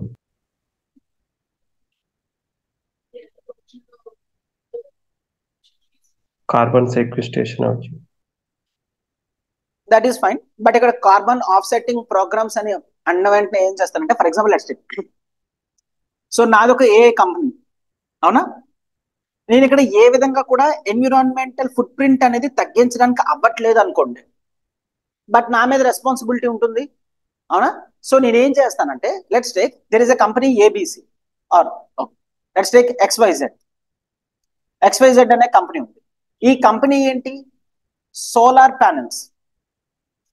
ప్యానెల్స్ క్రియేట్ చేస్తుంది with efficient technology okay so నేనేం చేస్తానంటే నా డబ్బులు దీంట్లో ఇన్వెస్ట్ చేస్తాను క్లియర్ డబ్బులు ఇన్వెస్ట్ చేసి ఇప్పుడు వీళ్ళు సోలార్ ప్యానెల్స్ కానీ ఏవైనా తయారు చేస్తున్నప్పుడు లేటెస్ట్ జనరల్ గా ఒక సోలార్ ప్యానెల్ ఇండస్ట్రీ పెట్టాలి అంటే ఒక 100 crores ఖర్చు అవుతుంది అనుకోండి అదే ఎఫిషియంట్ టెక్నాలజీ యూస్ చేసి పెట్టాలంటే it could cost 120 crores but అందరూ ఏం చూస్ చేసుకుంటారు 100 crores. 100 crores తో స్టార్ట్ అయ్యేది సేమ్ కంపెనీ 120 crores తోనే స్టార్ట్ అయ్యేది same company for example if you by honey market లో హనీ తీసుకుంటే honey let's take KG honey ఒక 400 500 ఉంది అనుకోండి అదే ఆర్గానిక్ హనీ ఎంత ఉంటుంది అట్లీస్ట్ 2 times ఉంటుంది 800 900 1000 రేంజ్ లో ఉంటుంది సేమ్ హనీ డిఫరెన్స్ టేస్ట్ లో అయినా డిఫరెన్స్ వస్తుందా రాదు బట్ ఆర్గానిక్ హనీ ఉంది అంటే people are willing to buy కొంతమంది బట్ ఎక్కువ మార్కెట్ లేదు అంటే ఎవరు పెడుతున్నారు ఎవరి దగ్గర అయితే ఇనఫ్ వెల్త్ రిజర్వ్స్ ఉన్నాయో వాళ్ళే పెడుతున్నారు అర్థమైందా క్లియర్ సో ఇప్పుడు చూడండి నార్మల్ పీపుల్ 100 crores కంపెనీ పెట్టాలనుకుంటారు బట్ ఇలా పెట్టడం వలన ఎనర్జీ ఎఫిషియంట్ టెక్నాలజీస్ రావడం వలన ఎన్విరాన్మెంటల్ ఫుట్ ప్రింట్ అనేది తగ్గుతుంది నేను డైరెక్ట్ గా ఎన్విరాన్మెంటల్ ఇంపాక్ట్ తగ్గించలేకపోతున్నాను so I will give this 20 crores to this company okay ఆ 20 crores కంపెనీకి ఇచ్చి ఈ విధంగానే కంపెనీ అనేది ఎస్టాబ్లిష్ చేయమంటారు సో నేను యుఎస్ఏలో నేను ఇండియాలో ఉన్నా ఈ కంపెనీ అనేది బంగ్లాదేశ్ లో ఉన్నా ఏదైనా ఎన్విరాన్మెంట్ లోనే కదా జరుగుతుంది అవునా సో ఇప్పుడు ఇఫ్ ఐ టేక్ నేను ఏదైతే ఇన్వెస్ట్ చేస్తున్నానో దాన్ని ఆఫ్సెట్టింగ్ ప్రోగ్రామ్ అని అంటాం బ్యాలెన్స్ అవుతుంది కదా ఇది బ్యాలెన్సే ఇది ఎన్విరాన్మెంట్ లో చదువుతారు ఆఫ్సెట్టింగ్ కార్బన్ ఆఫ్సెట్టింగ్ అని చూస్తాం ఓకే క్లియర్ సో ఏంటి సింప్లీ డబ్బులు ఉన్న వాళ్ళు ఎవరైతే లేటెస్ట్ టెక్నాలజీస్ తో కంపెనీస్ అనేవి స్టార్ట్ చేస్తున్నారో వాళ్ళకి ఇన్వెస్ట్మెంట్ అనేది ఇవ్వడం జరుగుతుంది so that environmental efficient technologies మీద ప్రొడక్షన్ అనేది జరుగుతుంది clear right that is fine next the carbon offsetting programmes అది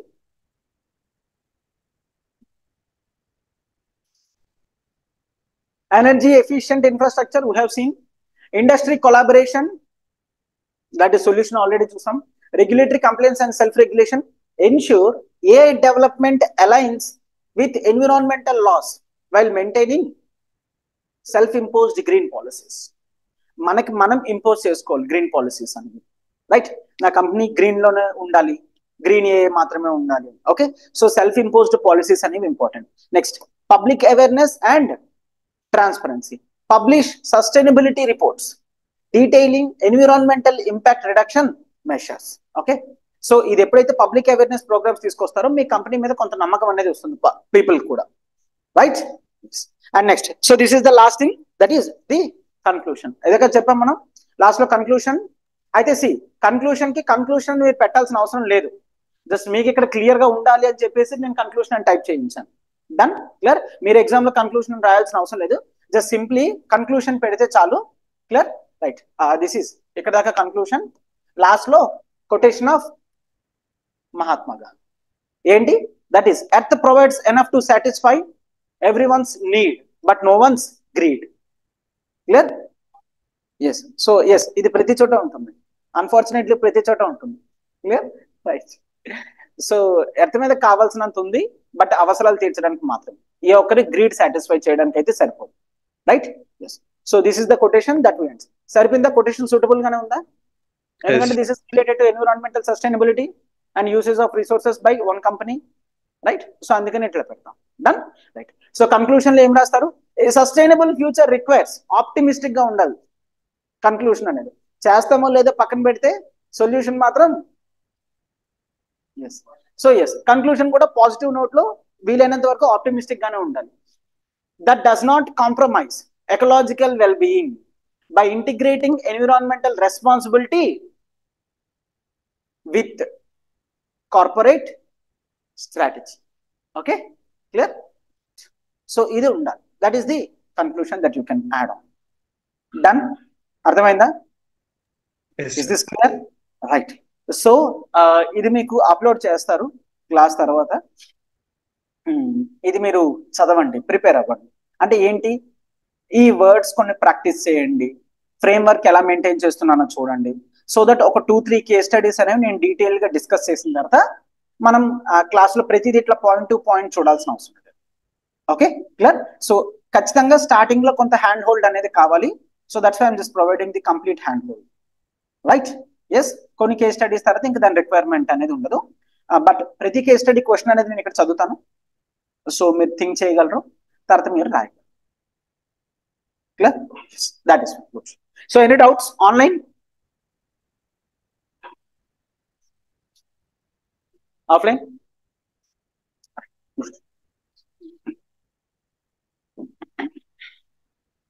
So we shall meet in the next class.